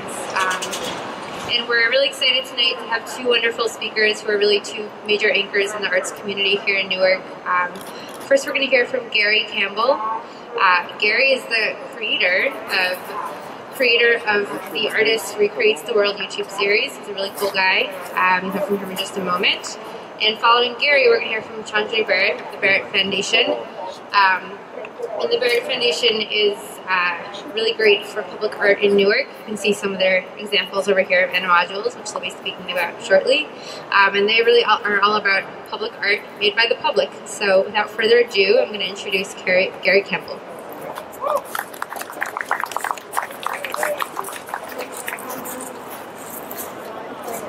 Thank you, Katie. Welcome, everybody. First, I want to thank Military Park and Katie, Jessica. Can you hear me? Is this testing? Okay. For putting this event together. This is like really important here in Newark. Artists and what we do. I started a YouTube series about 2013 called Artist Recreates the World. And what I've done is I've interviewed over 160 artists here in the Newark area. It has been quite an interesting journey. I'm a visual artist. I started as a fine arts major at Jersey City State College some years ago. I'll tell you the number of years from now. But this whole idea of art and what art is always intriguing. It's always fascinating. What is an artist? Thank you. It never, you can never put your finger on it. So now, when I started the series, I actually resigned from my federal job. And because I was like very uneasy, you know, I was in the corporate world first, I did some non-profit work, and then I was working for the feds. And a lot of people know what it is like when you're working for federal or state or local. There's no, you know, you can't get that satisfaction in like what you do. So I asked my astrologer, I was like, yo, what's going on, you know, like out in the universe for me like now? And he said, listen, if you believe in this concept, if you want to do what you think you need to do, just save some money, or if you have some money, go out, launch out and do it. So in December 2013, I had a little bit of money, and I launched out. I resigned from my federal job. Great benefits, I couldn't get fired, I had a great supervisor's position, but I was very uncomfortable because I wasn't doing the art, and I was an artist. And this probably can resonate with a lot of people. They're out here in the corporate world doing nonprofit work, working for the state, but they're like really uneasy because they can't do their art. So anyway, I was trying to search and find out what I could do. I was a photographer for a while in the past. I had done some writing. I have a degree in communications and culture. Now, so what happened was, I'm trying to find my way. I'm trying to find my place. I'm trying to find a space, how I'm going to make money. I started about 8 different blogs, writing on various stuff, just trying to find my space. So then finally, as I was going to the poetry sessions all around in the area, it dawned on me that these people were so very, very talented, and nobody was giving them any props. You know, you wouldn't see them in Local Talk, or you wouldn't see them in the Star Ledger, but they were truly gifted artists. So I decided to interview these people. So I started, actually, my first interview was done actually in this park when this park was created, redone, Military Park. And I started doing interviews right here. I didn't have a lot of resources. I would take my MacBook Pro, open it up, and use the photo booth, if anybody knows a MacBook, and just sit it right out in front of me and the person. And so my first topics was, what is art? How does art affect you? How does art affect you? So now the funny thing that happened was, when I started, I thought I was just going to be a very simple thing, like, oh, we're going to talk about art. No. After about 20, 30 interviews, it got crazy. It started getting political. I started learning more about the city, more about the history. After about 60 interviews, I started learning who the players were, the big players. When I said big players, who the galleries were, who was connected. After about 120 interviews, I started getting a little buzz. People started to know me. They started to get the name. I never made cards because when I meet people, I like to tell them the name of the YouTube is called The Artist Recreates the World, because I want them to remember that, the whole ring, and understand, to chew on it, to kind of feel it, to understand that it is the artist that recreates the world, whether it's the writer, whether it's the visual artist. And so what I found out in this YouTube series in talking to artists is that the culture has dumbed down the artists. They have taken the artists and they put celebrities here and there and they call them artists. But it's the everyday artist. It's the artist that writes. It's the artist that draws. It's the artist that makes modules. It's the artist that does architecture. It's the artist that does streets work, painting, and does murals. It's the artist that writes books that actually changes how we think, how we see the world. So that's why I titled the series "The Artist Recreates the World." But now, the other thing that this series does, it has this duality in that it's able to record this kind of linear progression of what's happening with the artists here in Newark as Newark is changing. So if the Star Ledger comes out with some information, or if the local talk, or any paper or any information, we have a record based on poets and based on the muralists that is ongoing and running here in Newark. So it's been exciting. I'm looking for some more artists to interview. When I get up to 200, I'm going to have a celebration. Gary will have a celebration when I get to 200. Somebody told me I need to celebrate. So now, does anybody have questions? Because I know I could ramble. Anybody have any questions about the artists? How long was that? We're going to do questions like personally after. Okay. All right. Let me just say, when I started the series, I started doing, I announced it to be 31 interviews in 31 days. So I did a month. The reason why I continued the series was because after I did those 31 days, I had like something like 5,000 minutes. And I was like, wow, there's really something here. So I continued it. I tried to do 365 interviews in 365 days.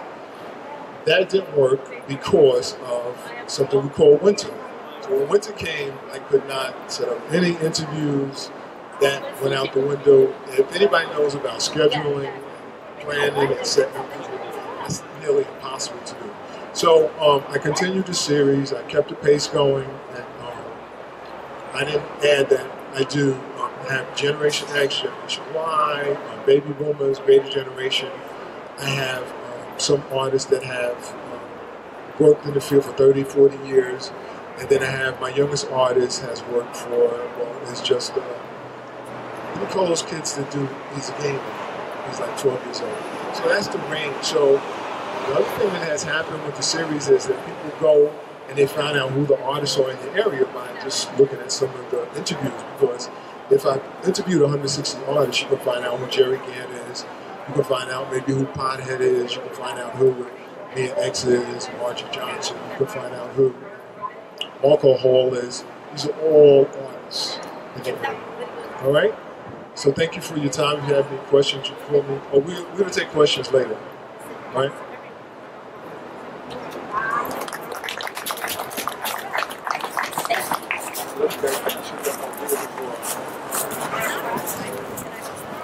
Thank you, Gary. Just so you guys know, we're going to do questions kind of like one-on-one after during the networking, so we're not doing them over the mic now. So I'm going to introduce Chandra Barrett now from the Barrett Foundation.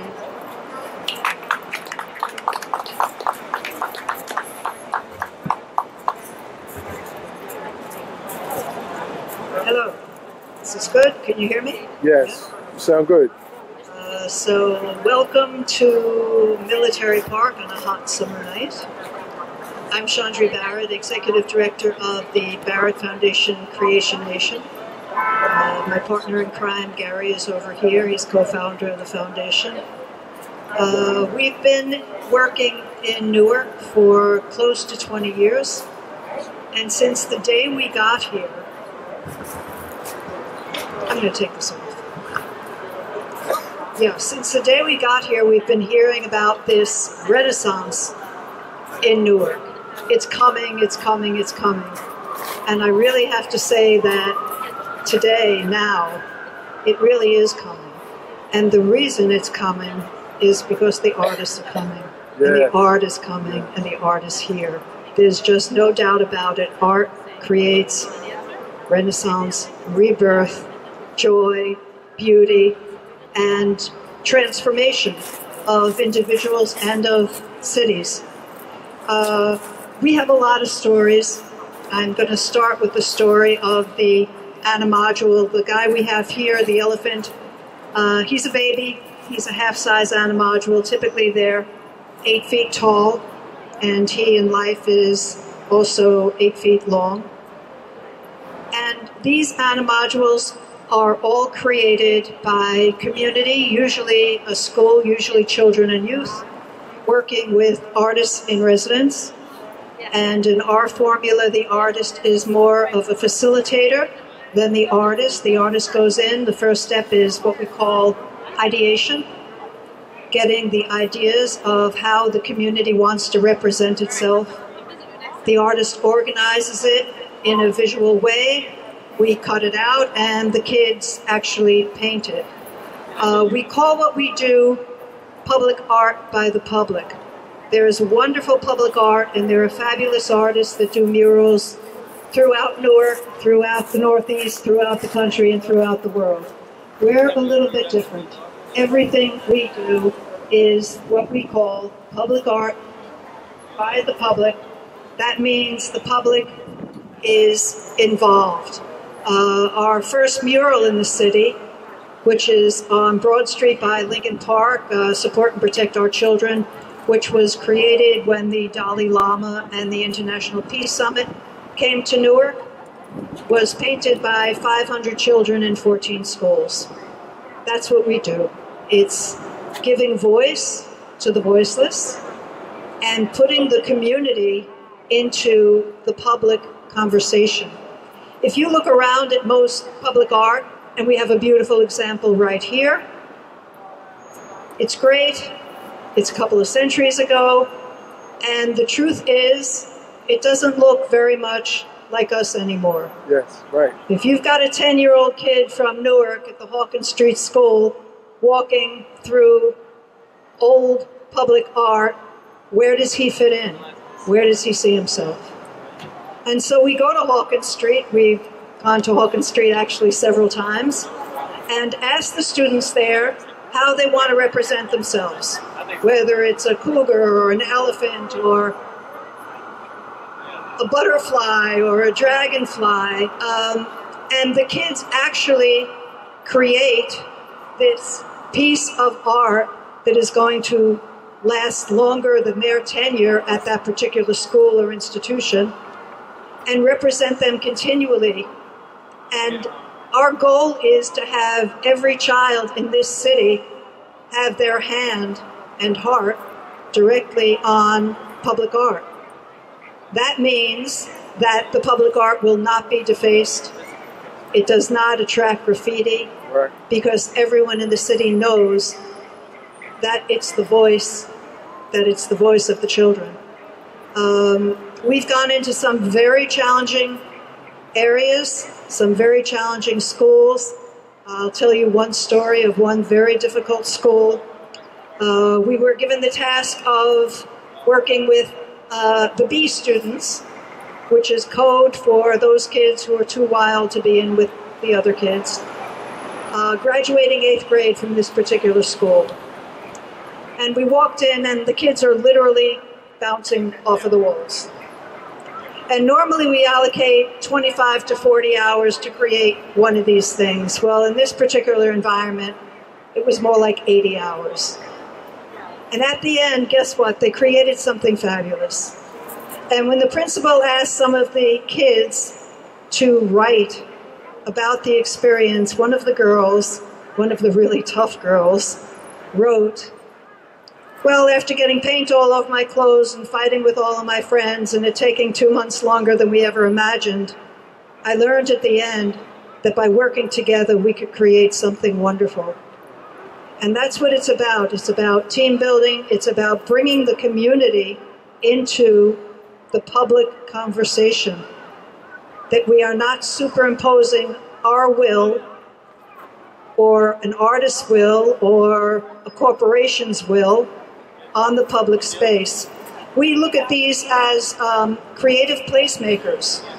And creative placemaking means activating public space. And activating public space from within the community, which creates civil engagement and ownership. You've got that 10-year-old kid in Ecuador who's created his own sculpture.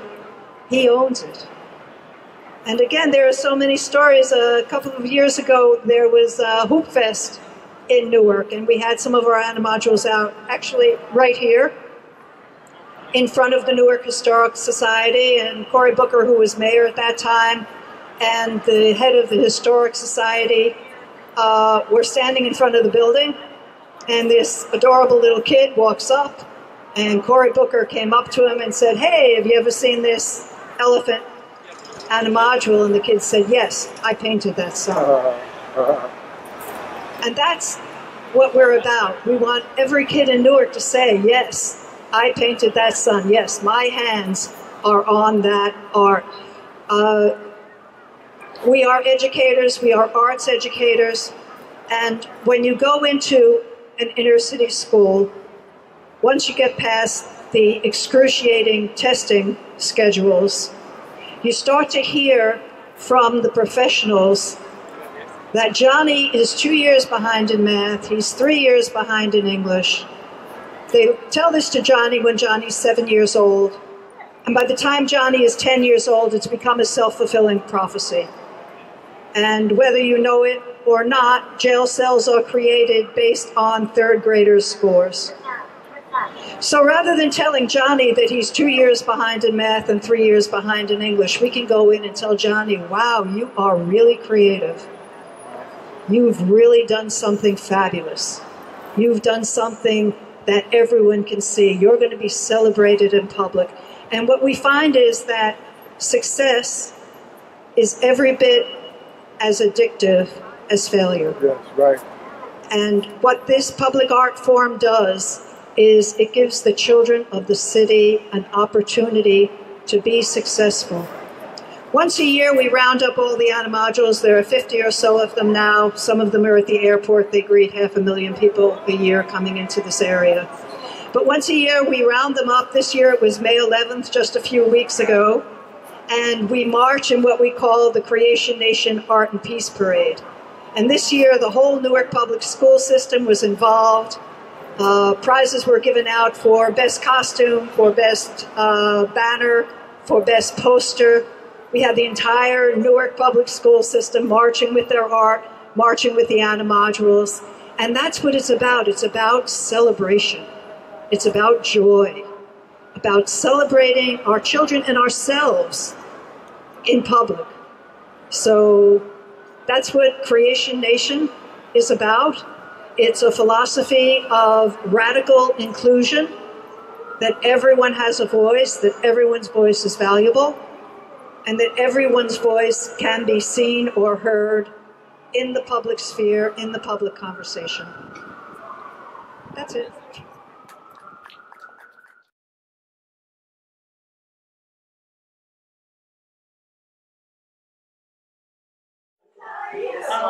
My name is Anna Shenko-Joda, and I'm an installation artist. And this is my studio here at Gallery Vera. And with me is Lisa Washington. And we've known each other for such a long time. And I'm really glad that she's here with me today. Glad to come. This is an installation piece that I'm doing, and I'm bringing around to different locations And essentially, Soothe Your Soul evolved out of all of the intimate stories and really tragic stories people were telling me during Open Doors related to migration, immigration, and then the collateral damage from that, which is the trafficking of women and children around the world. And these are the focus of most of my work. So I came up with this. And this is Soothe Your Soul, and people are invited to release their fears, anxieties, secrets. And I give them these pieces of paper, and they're writing them down, putting them in here, and then I take them to Matt Gosser's space on Central Avenue, which is a concrete building, artifacts. And I have a big altar piece there. And since it's a concrete building, no drapes, no curtains, no cats, dogs, or gerbils, I can periodically incinerate them. And so people, all these things that were looming so large for people are reduced to just a fingertip of ashes. And there was just such a sigh of relief when we did that, because they looked at it and it was like, it's not weighing as heavily as it was. It's like a cleansing ritual. Yeah. Yeah. It's a cleansing ritual. So if you turn around,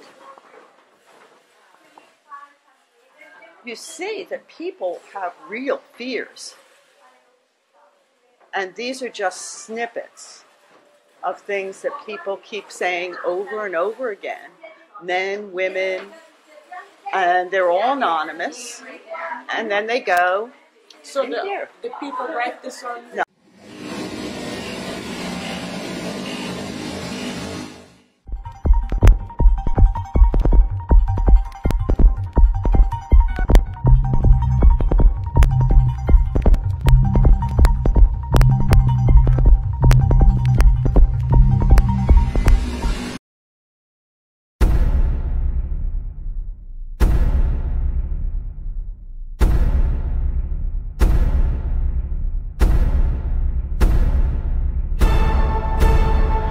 Folks, he's New Jersey's most feared mobster, and he sells illegal deli meat.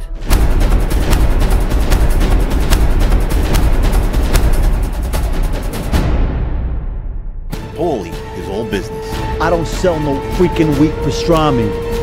Homie, don't play that. Oh, do me a favor. You be careful. It is a very dangerous neighborhood out here. But he has a cop that's trying to bust him.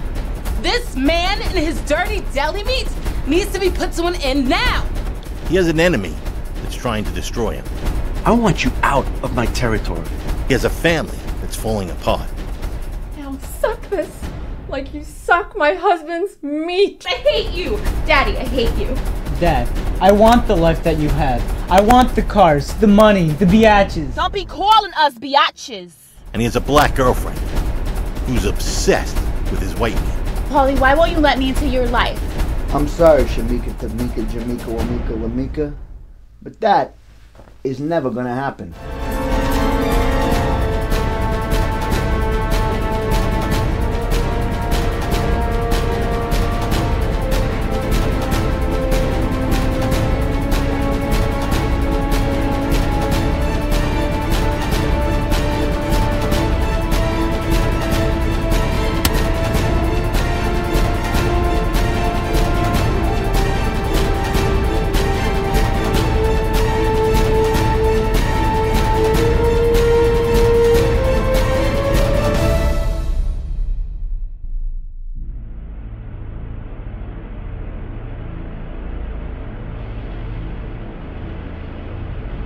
Hey, sweetheart, maybe sometime you can come taste my other meat.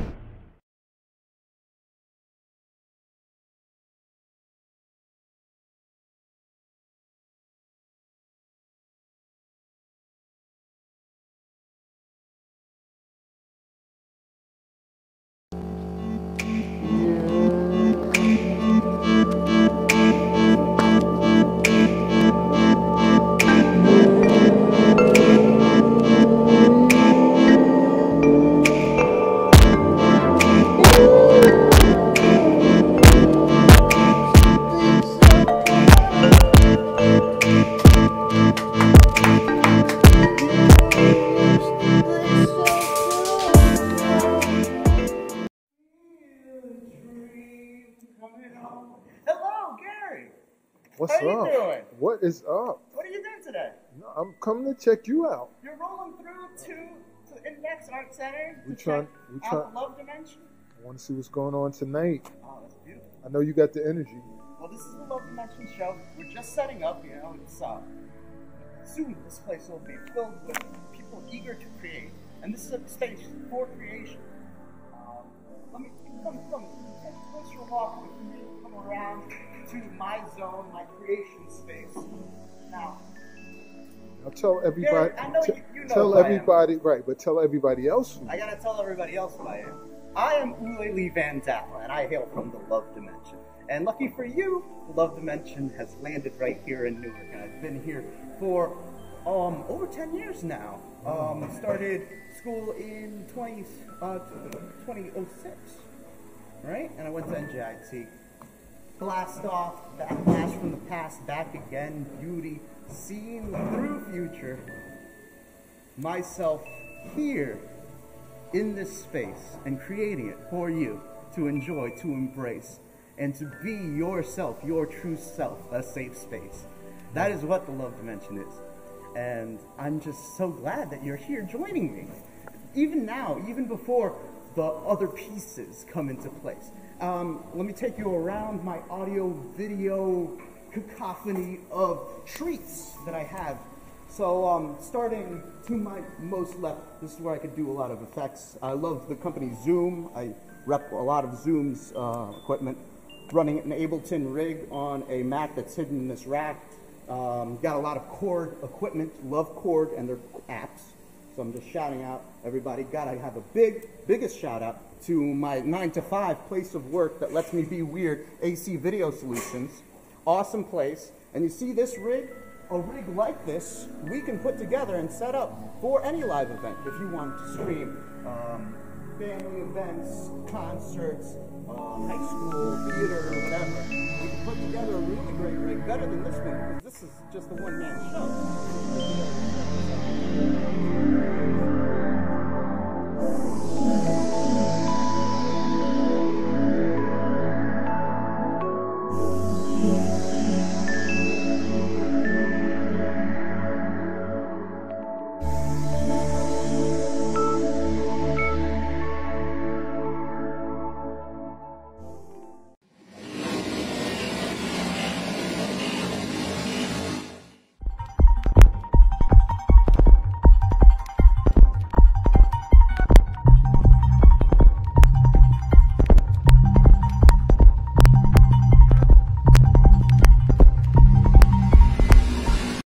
The artist recreates the world.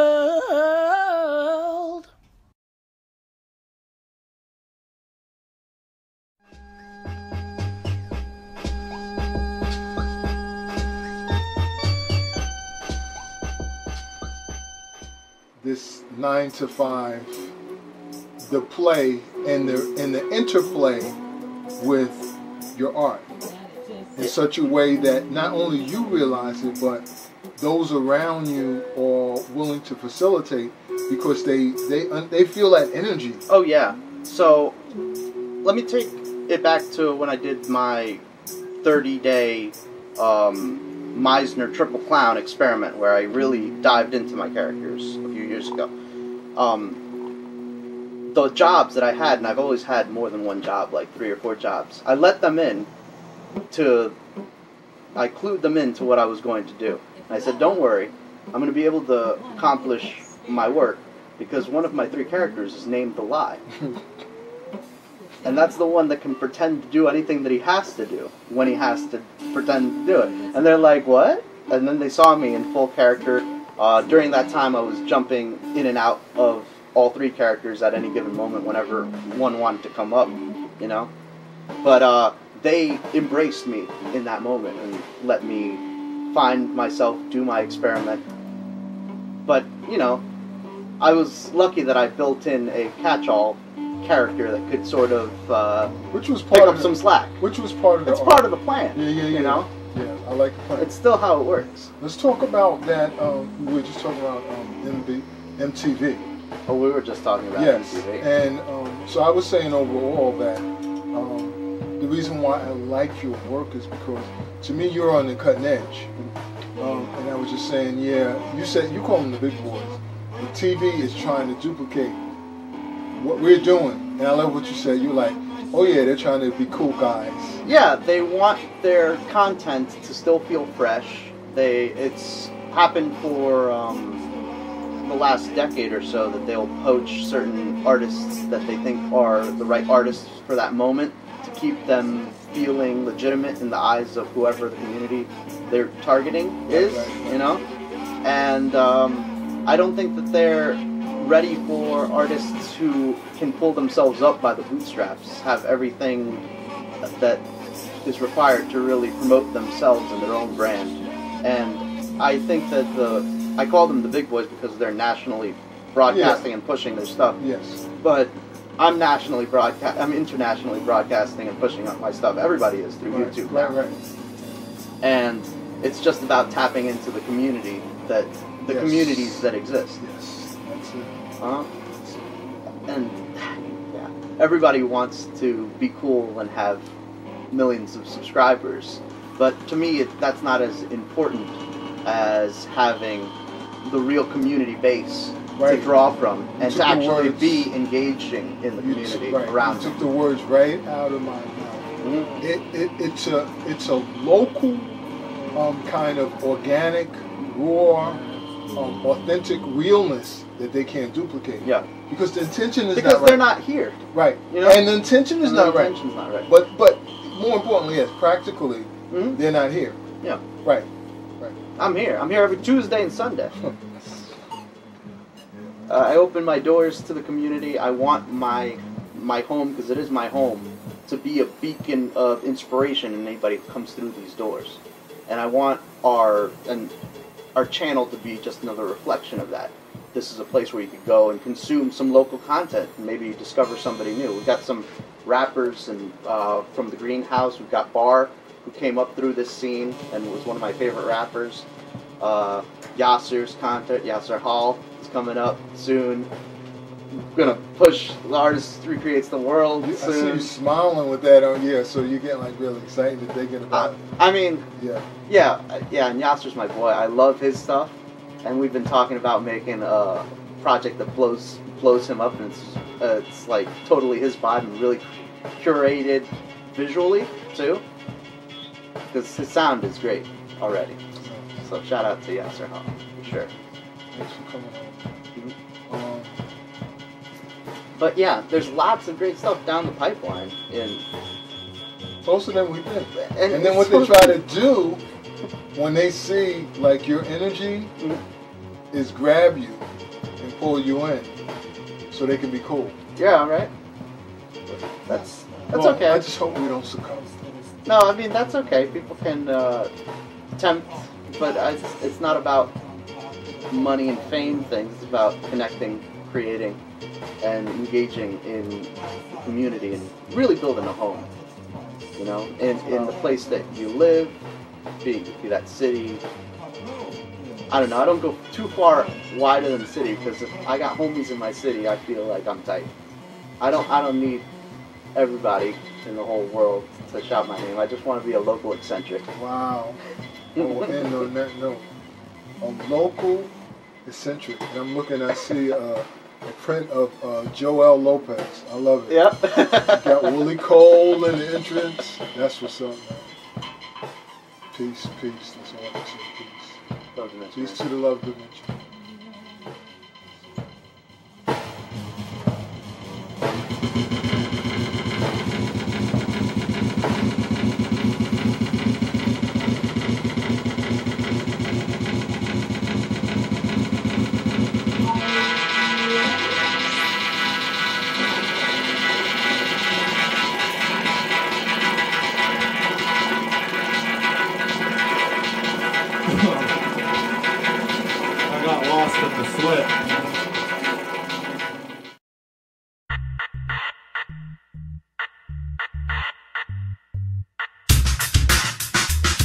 Never claim being a starving artist because that means that you're claiming that you're struggling, right? I never claimed that because I'm not struggling. I might not like the fact that this journey is a little rough, but I welcome the struggle and I welcome the roughness because that's a part of the game, right? And so again, I never say that I'm a starving artist because I'm not starving because I'm too much for that. Hey man, I go by Sour Boy this bit. Just to recap it tonight, Malik Whitaker's artwork is really dope, man. It's my first time at an event like this. You know, it's just really dope. Like, I didn't even know artists did stuff like that for the city. It's good to know that different parts of, you know, different ventures care about the city as much as I do. You know, I'm a musician, and what he was saying, I felt it even a part of what I do because, you know, stuff comes to my head just like that when I write words. So, yeah, Malik Whitaker, man, it's real dope. Appreciate the art, man.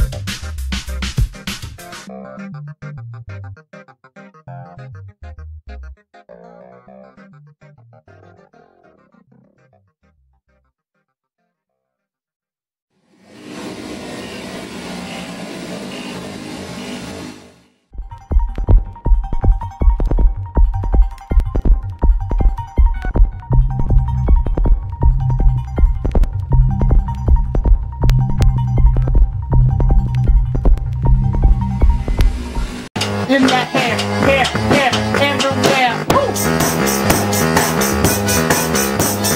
Woo! Woo!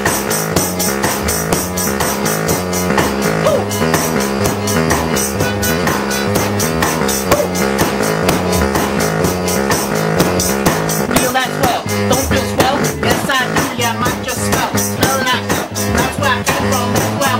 You know, they ain't nobody. Don't wanna get that hair, nobody. That's how I got that smell.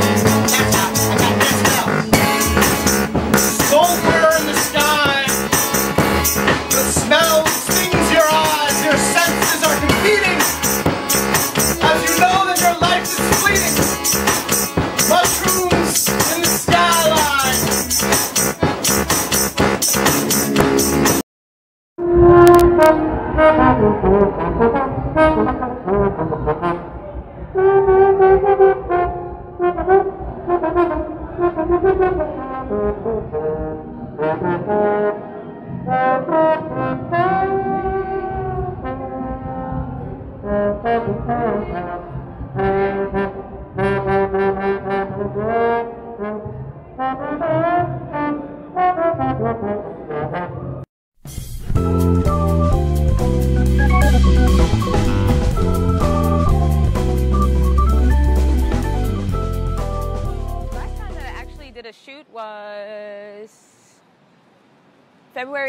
January 30th. So I did a shoot with Village Cat Productions, and it was kind of like serendipity-ish, and it was kind of like I was the adventure that found them. So we ended up taking some really stellar pictures and having fun in the process. I feel like sometimes when girls shoot, they forget to have fun in the process, or maybe I forget to have fun in the process. So shooting with Village Cat Productions was very fun and enlightening, and it showed me stuff about myself, like showed me things about myself, such as thinking outside the box, not being so reclusive and in my head while I'm shooting, you know? Because we can overthink things, you know? And sometimes I'm very analytical. And for me, I don't think that it's good to be analytical when you're shooting, because I feel like shooting should be something fun. You understand? And I feel like all women should do a photo shoot because it's very empowering and it definitely helps with your confidence. You feel me? So I hear a skateboard. Oh, that's my ADHD, don't mind me. But yeah. So I'm really looking forward to this next shoot. I'm thinking about actually paying homage or respect to Let me do it. Wakanda forever. Yes. So I'm actually want to do maybe like a Black Panther inspired shoot. If you know me, you already know that I was with the black shit, like, you know. So I'm hoping my next shoot pretty much encompasses that whole Wakanda forever type of aesthetic vibe. So that's what I'm looking to do with my next shoot. When I'm not shooting, I'm also in my head thinking about how can I build my brand. So although I'm not shooting, it doesn't stop there, you feel me? Like, it doesn't stop because I'm not shooting. Although I'm not shooting, I'm always thinking about, okay, how can I obtain 100 followers today to monetize my social media platform, right? So yes, I may not be shooting, but I'm always thinking about how can I take myself to the next level and how can I take the Eye of the Storm to the next level. So I feel like it's imperative, if you're not working on your craft, get outside, get some nature, get some sun, find time to negate away from your craft, to take time for yourself. Yes, I get it. If you love what you do, then okay, cool, do that. But I feel like for me, I feel like it's imperative that when I'm not shooting, I come out in nature. So, yeah, that's pretty much 3.5 minutes. Okay. Pretty much 3.5 minutes of me feeling socially awkward and awkward in general. But that's the beauty in it again, right? I guess maybe that's why I'm getting booked. Maybe I'm booking shoots because I'm socially awkward. Who knows? I don't know. But whatever you do, don't lose yourself in the process.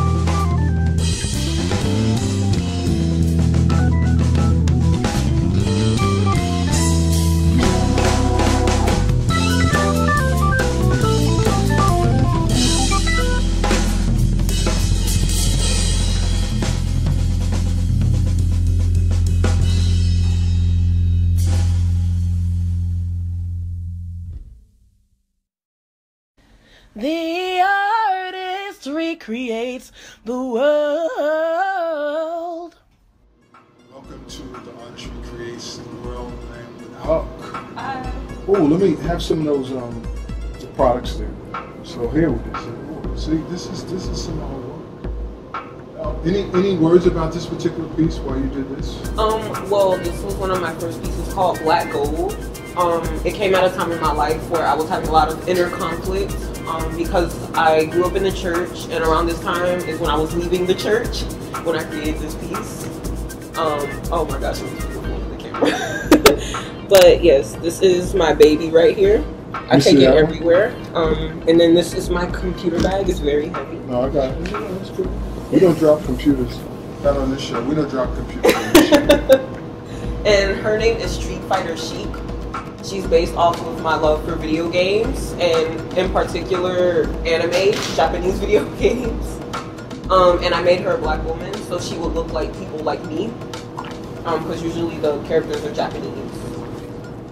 That's hot. Both of those are hot. Thank you. It's a great start. So, Huck, I saw your work on Instagram. I don't remember when I met you before, but I know when I saw those. Let's talk about those circles in your work first. Okay. Yeah, let's start with the circles. So I always put circles into my work, not just my paintings and my illustrations, but also my photography. Oh, I like that. When I turn, you turn. Yeah. She said, that was not planned. Right. But the circles in my work represent the life cycle, and it also is a remembrance for me that everything comes full circle. So while I might go through struggles now, it is pretty much I'm struggling to get to my higher successes. And it's also a way to encourage me when I feel like I'm never going to get out of these hard times that we as humans go through naturally. So it is a representation of the life cycle. And talk about that, the name that you have on Instagram, the Unicorn Black Unicorn, what is it? Oh, so I call myself an artistic black unicorn. And that's because with unicorns, as we know, they're colorful, they're really vibrant creatures. They're never just one color. And I like to say that represents me because I do a lot of different things, and I hate putting myself into a singular box. Like, I hate saying I'm an artist because I feel like that doesn't cover I feel like that doesn't cover half of what I do, because I'm not just an artist, I'm a creator. And not only that, I am also like an advocate for body positivity, and I'm a photographer, I'm an editor. I do so much that it would be me limiting myself to say I'm just an artist. And so, on that note, I have to say there is an artist who created a music video or a song, Aziza, the musician, who I recorded some years ago. And she has a video, I can't remember the YouTube video, but in there she talks about in the Dogon tribe, because we're getting ready to go to religion next. In the Dogon tribe, I love this. This thing gave me goosebumps. In the Dogon tribe, there's no name for artists.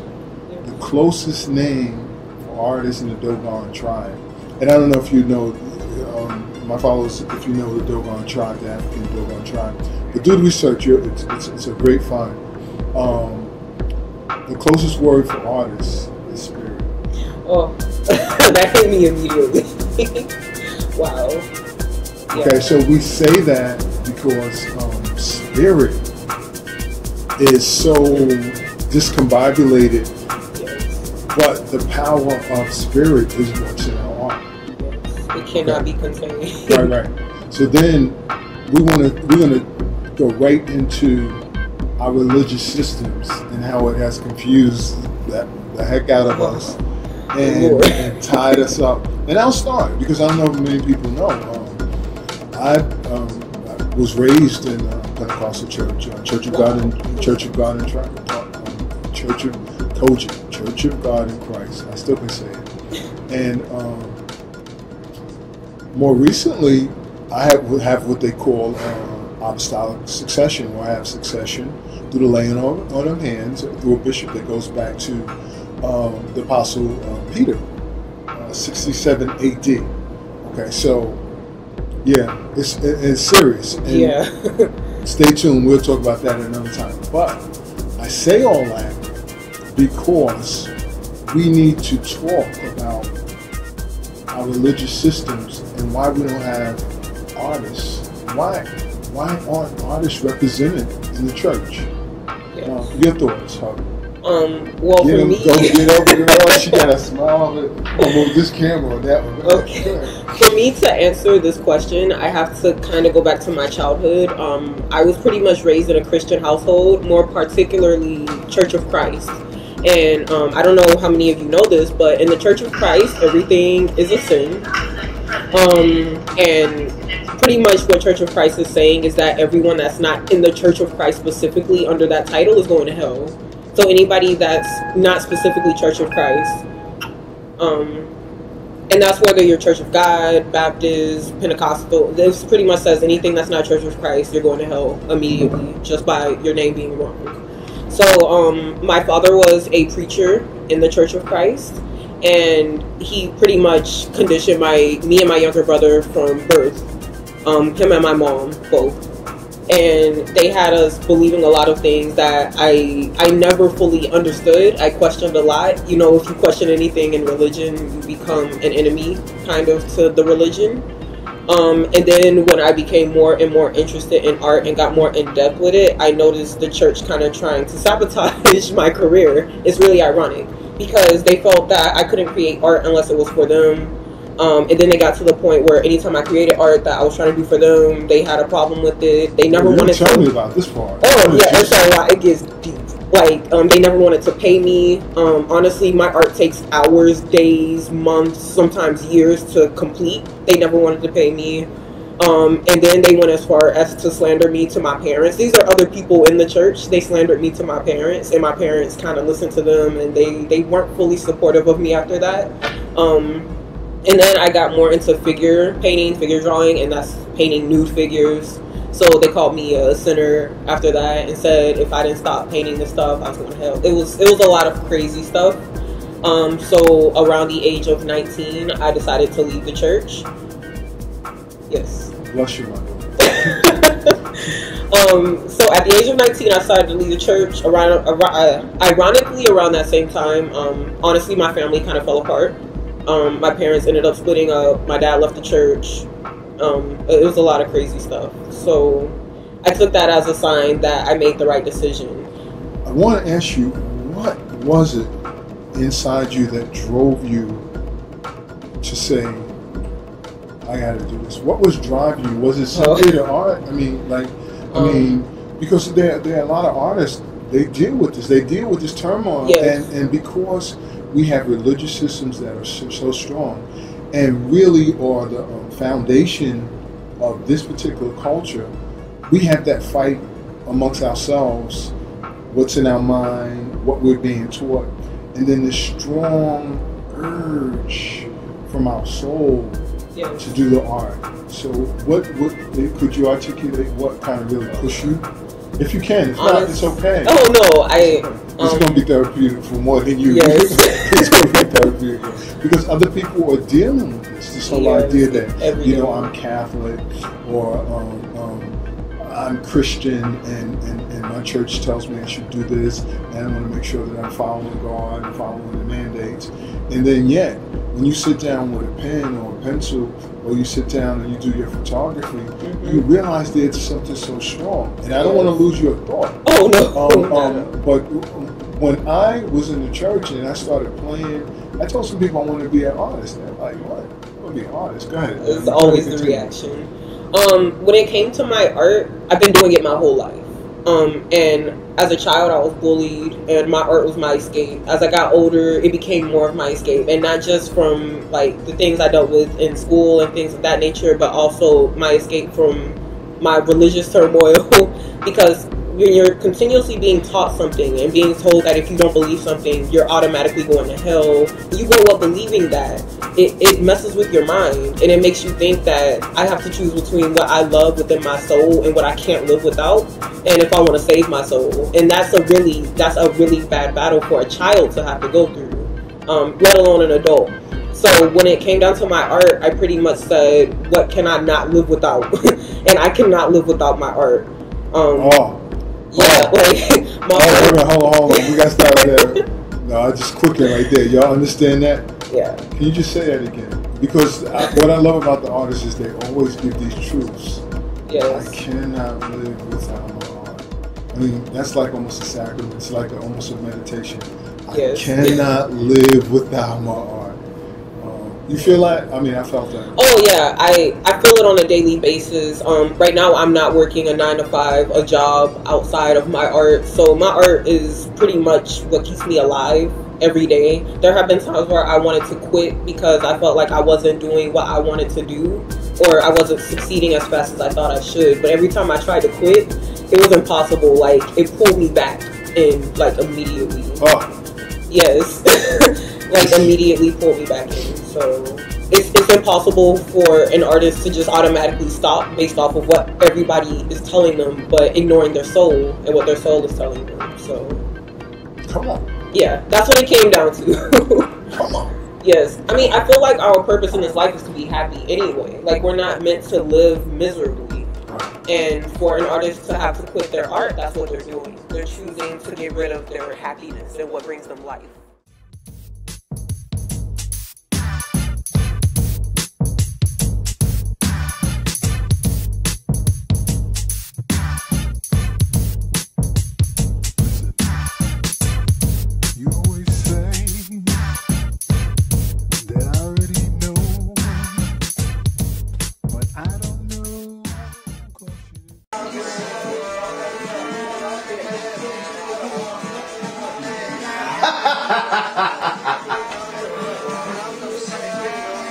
How do you watch the Vandalhaus live stream? I like to watch it on as many screens as possible here in my house. Around the Vandalhaus.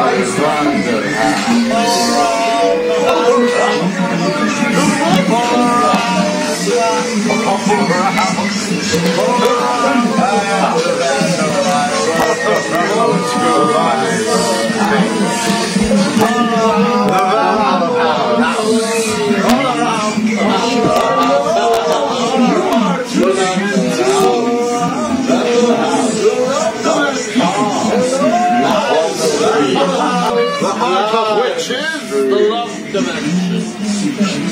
Stay tuned.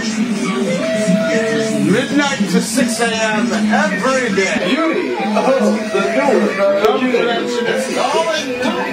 Much love. The house is the love dimension.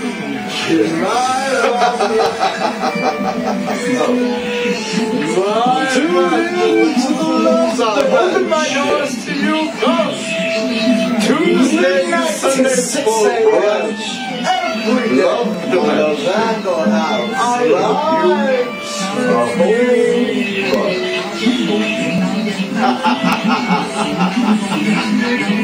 Vandalhaus live stream.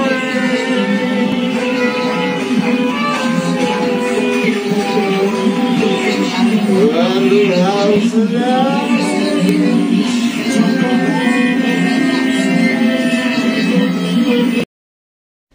The artist recreates the world.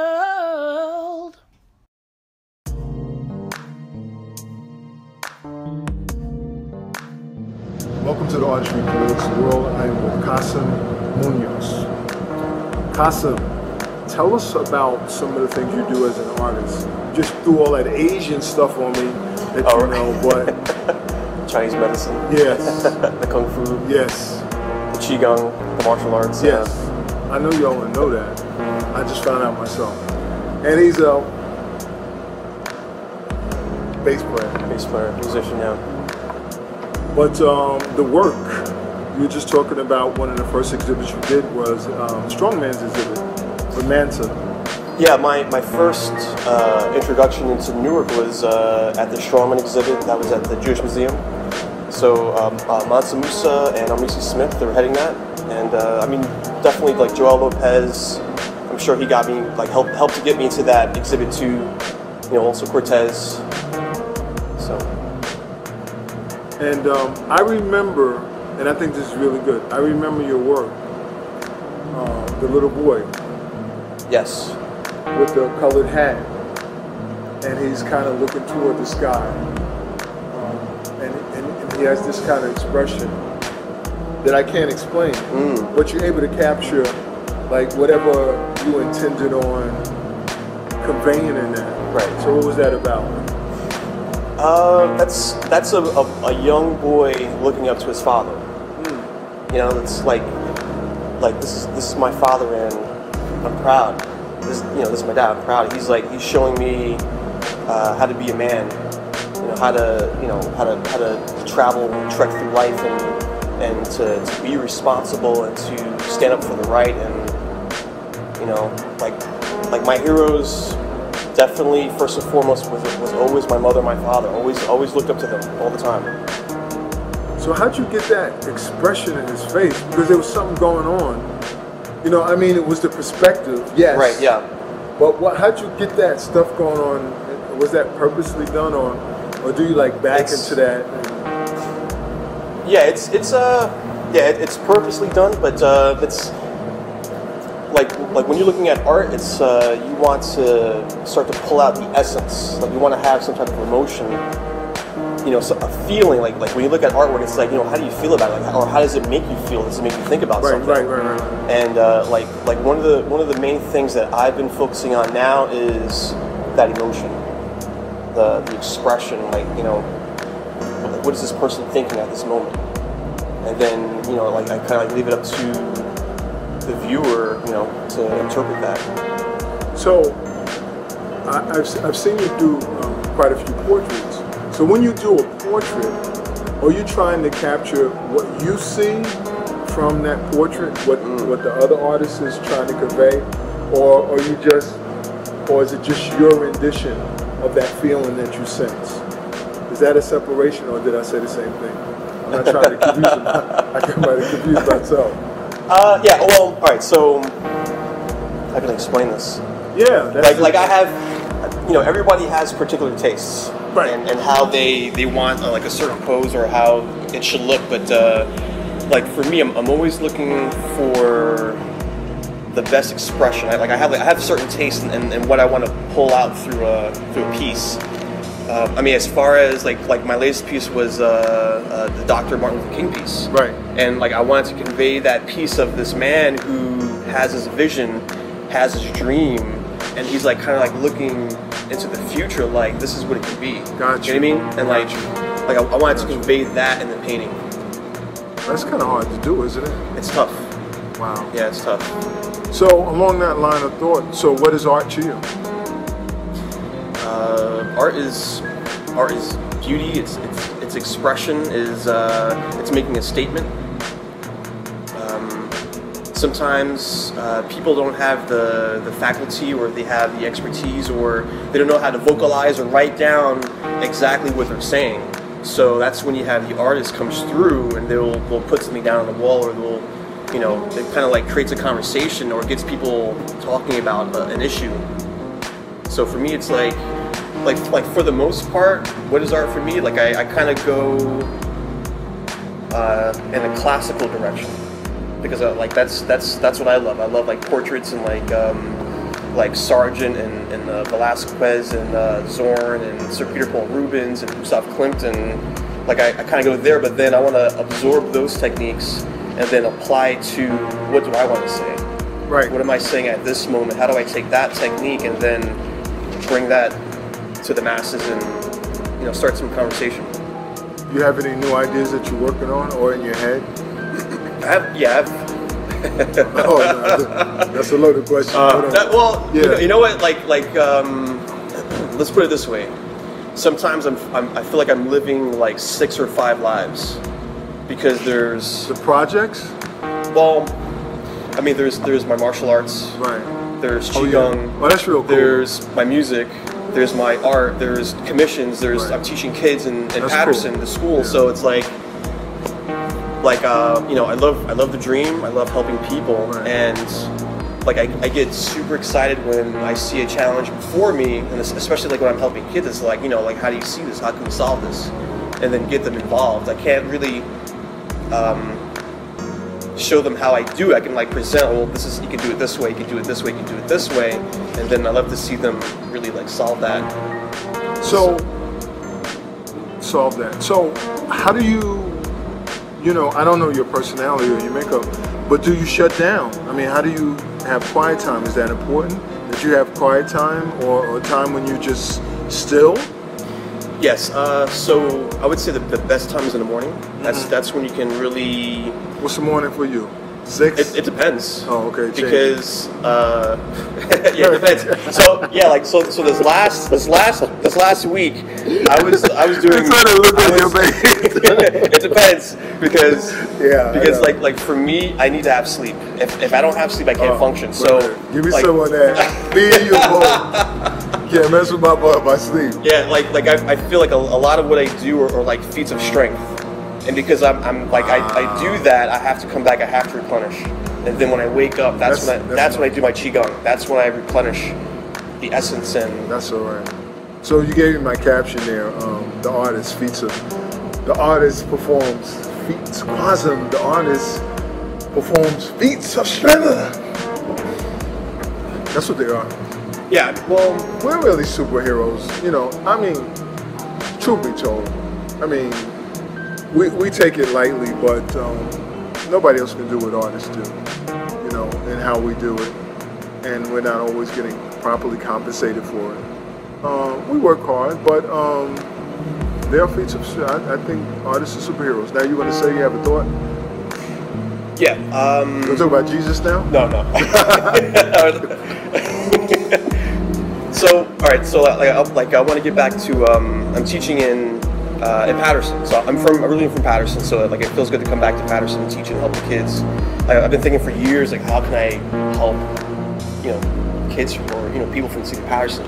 So I'm teaching art, but with visual art, most times, like, it takes a lot for it to be seen. Like, I mean, like, you have your street art, like, you'll pass by and you kind of like stop and drive, and it may stop you, it may move you, but like for the most part, it's not like dance, it's not like music, where it's like you can hear, you can see, it's moving, right? Yes. So like for School 24 in Patterson, what I did was we completed a mural in 2 days, in 2 half days, and it's 12 feet by 12 feet.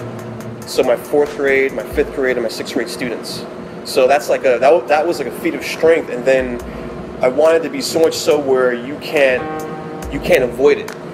As soon as you walk into the auditorium, it's like, wow. It's like they see it, they're feeling it. It's in their face. That's great. You know, whereas like you have music, it's like you can hear it coming through the walls. You know, pushing through, or you know what I mean. Or dance, it's. But I wanted to bring that visual art process to the forefront. You got me a little stunned with the now I'm looking at all the little superheroes. so you not only perform feats of strength, you train these and teach these the young ones. But that's what it's all about. The teaching component to me is so important. I think we underestimate it. And I know we have it in our structured schools, and that's important. But I also see, I see people, or I see artists they must teach kids the art. Kids in formal and informal settings. Yes. That to me, that's the most powerful, because when you learn it in an informal setting, it kicks off some other skill sets within you, because it's not in that structured, confined kind of process, so to speak. Yeah, it depends on the teacher, depends on the students. It's all about adaptability. Yes, like no doubt. Like being able to navigate, you know, through these waters and say, well, I'm going to steer it this way. This is what you need. And like you know, observe what they're doing, what they're missing, and then course correction. All right, this is what you need. This is what you got to focus on. I like another caption, course correction.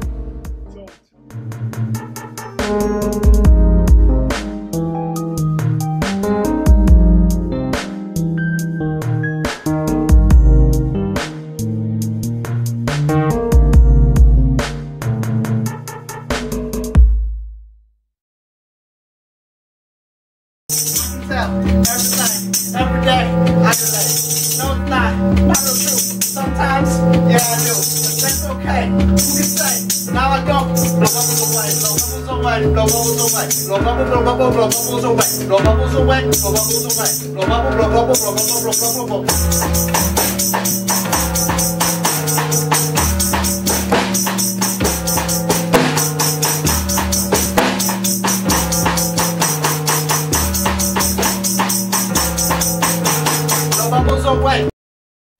The artist recreates the world.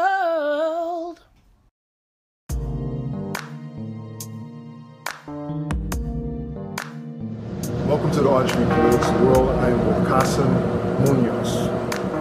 Kasim, tell us about some of the things you do as an artist. You just threw all that Asian stuff on me that you know, but Chinese medicine. Yes. The kung fu. Yes.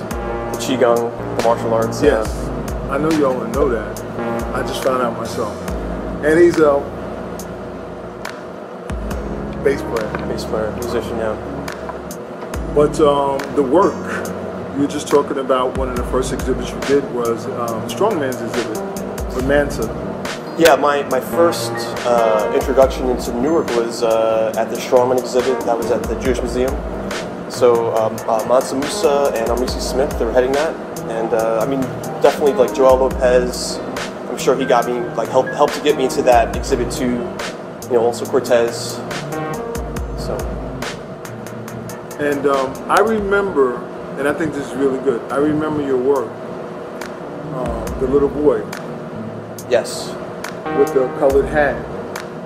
And he's kind of looking toward the sky.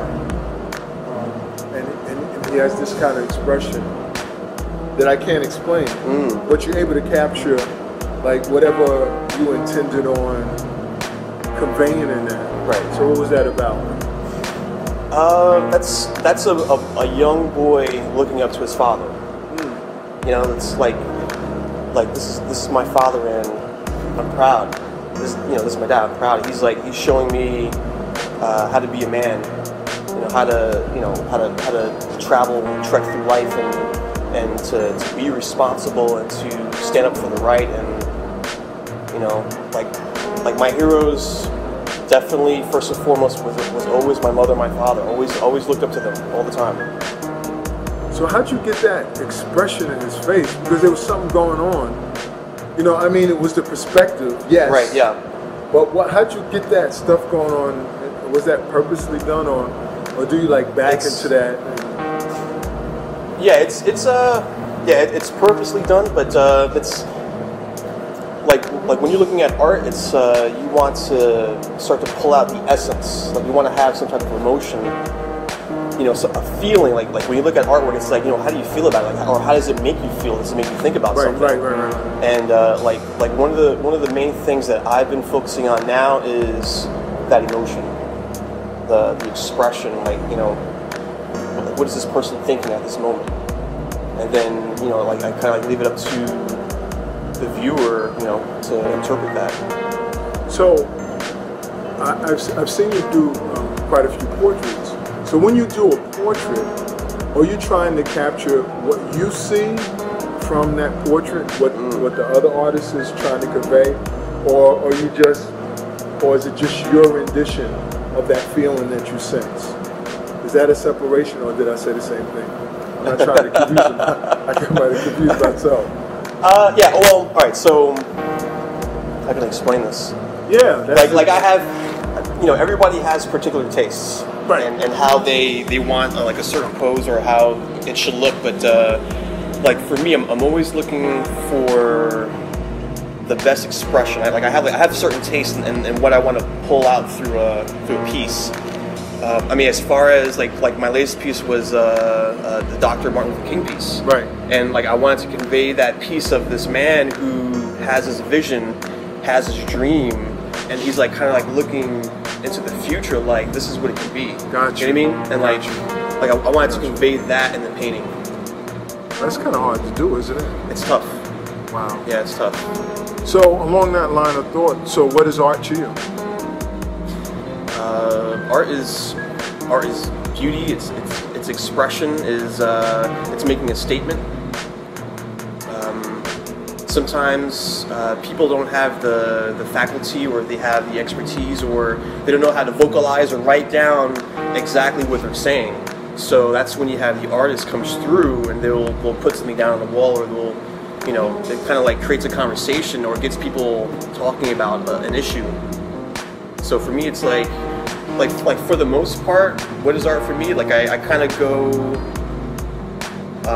in a classical direction, because like that's what I love. I love like portraits and like Sargent and Velázquez and Zorn and Sir Peter Paul Rubens and Gustav Klimt, and like I kind of go there, but then I want to absorb those techniques and then apply to what do I want to say. Right. What am I saying at this moment? How do I take that technique and then bring that to the masses and, you know, start some conversation? You have any new ideas that you're working on or in your head? Oh, no, that's a loaded question. You know what? Like, let's put it this way. Sometimes I feel like I'm living like 6 or 5 lives, because there's the projects. Well, I mean, there's my martial arts. Right. There's qigong. Yeah. Oh, that's real cool. There's my music. There's my art. There's commissions. There's I'm teaching kids in Patterson, the school. Yeah. So it's like you know, I love the dream. I love helping people, and like I get super excited when I see a challenge before me, and especially like when I'm helping kids. It's like, you know, like, how do you see this? How can we solve this? And then get them involved. I can't really show them how I do it. I can like present, well, this is, you can do it this way, you can do it this way, you can do it this way, and then I love to see them really like solve that. So how do you know, I don't know your personality or your makeup, but do you shut down? I mean, how do you have quiet time? Is that important, that you have quiet time, or time when you just still? Yes, so I would say the best time is in the morning. That's when you can really... What's the morning for you? 6? It depends. Oh, okay. Because yeah, it depends. So yeah, like so this last week, I was doing. It depends. because yeah, like for me, I need to have sleep. If I don't have sleep, I can't function. So give me like, someone that me and you both can't mess with my sleep. Yeah, like I feel like a lot of what I do are like feats of strength, and because I'm like I do that, I have to come back, I have to replenish, and then when I wake up, that's when I do my qigong. That's when I replenish the essence and. That's all right. So you gave me my caption there. The artist performs feats quasum. The artist performs feats of strength. That's what they are. Yeah, well, we're really superheroes. You know, I mean, truth be told, I mean, we take it lightly, but nobody else can do what artists do. You know, and how we do it, and we're not always getting properly compensated for it. We work hard, but there are feats of strength. I think artists are superheroes. Now you want to say you have a thought? Yeah. You want to talk about Jesus now? No. So, all right. So, like I want to get back to. I'm teaching in Patterson. So I'm originally from Patterson. So like it feels good to come back to Patterson and teach and help the kids. I've been thinking for years, like how can I help, kids or people from the city of Patterson. So I'm teaching art, but with visual art, most times, like it takes a lot for it to be seen. Like I mean, like you have your street art, like you'll pass by and you kind of like stop and drive, and then it may stop you, it may move you, but like for the most part, it's not like dance, it's not like music, where it's something like you can hear, you can see, it's moving, right? Yes. So like for School 24 in Patterson, what I did was we completed a mural in 2 days, in 2 half days, and it's 12 feet by 12 feet. So my 4th grade, my 5th grade, and my 6th grade students. So that's like that was like a feat of strength, and then I wanted to be so much so where you can't avoid it. As soon as you walk into the auditorium, it's like wow. It's like they see it, they're feeling it. It's in their face. That's great. Whereas like you have music, it's like you can hear it coming through the walls. Pushing through, or you know what I mean. Or dance, it's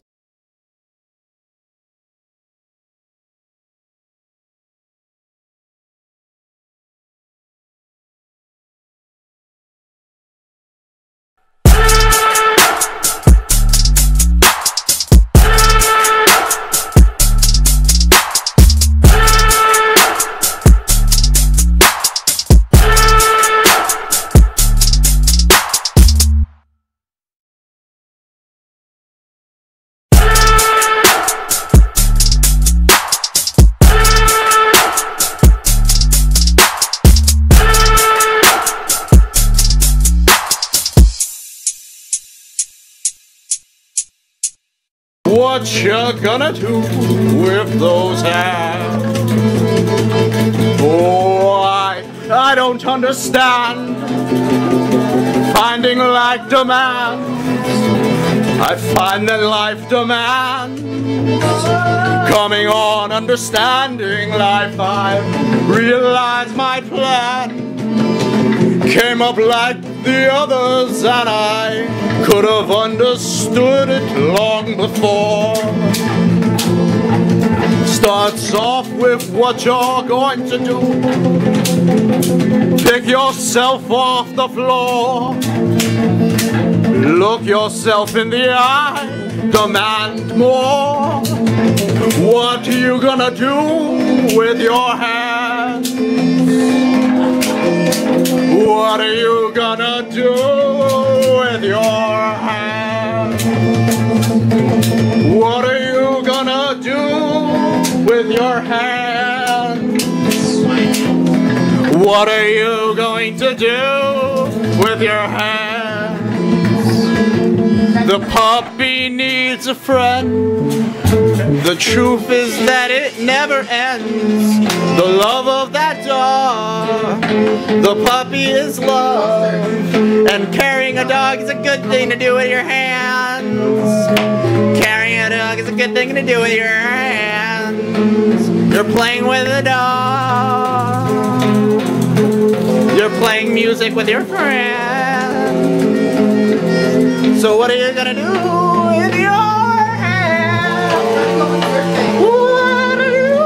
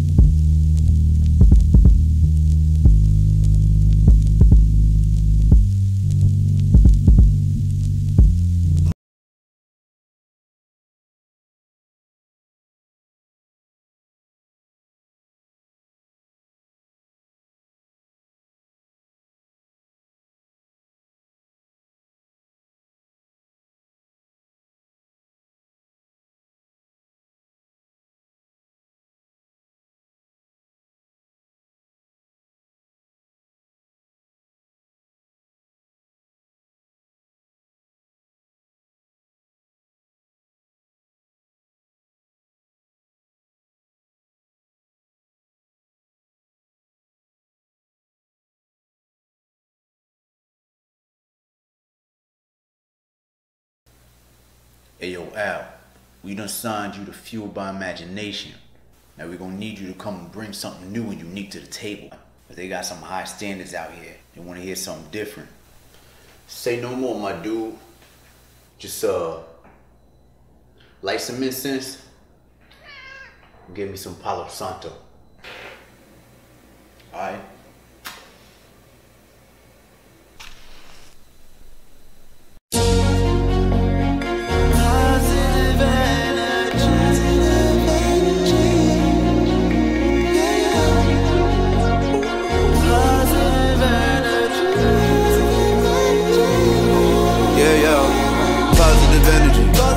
Love and happiness is the remedy. If you want it, you got it, just let it be, let it be. Or that you telling me positive energy. Only one positive energy.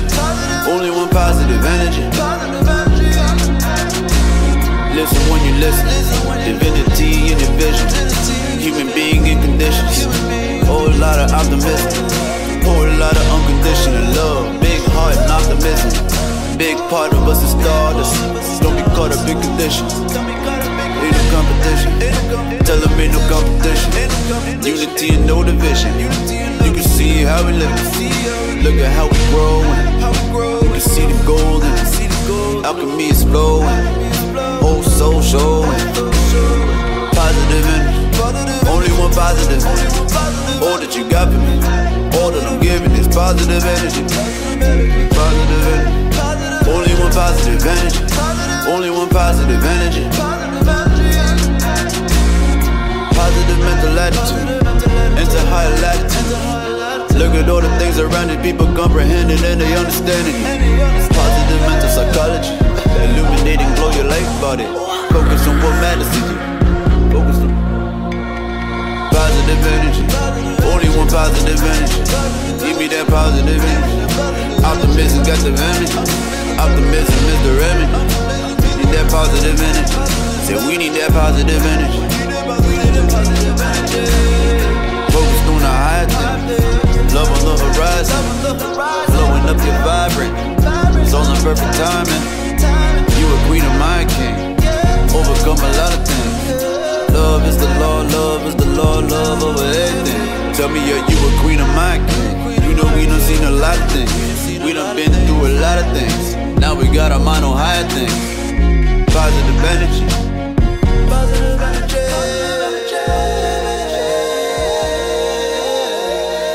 Positive energy.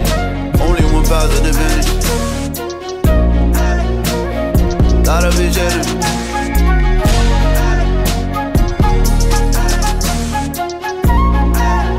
Peace and love and happiness is the remedy.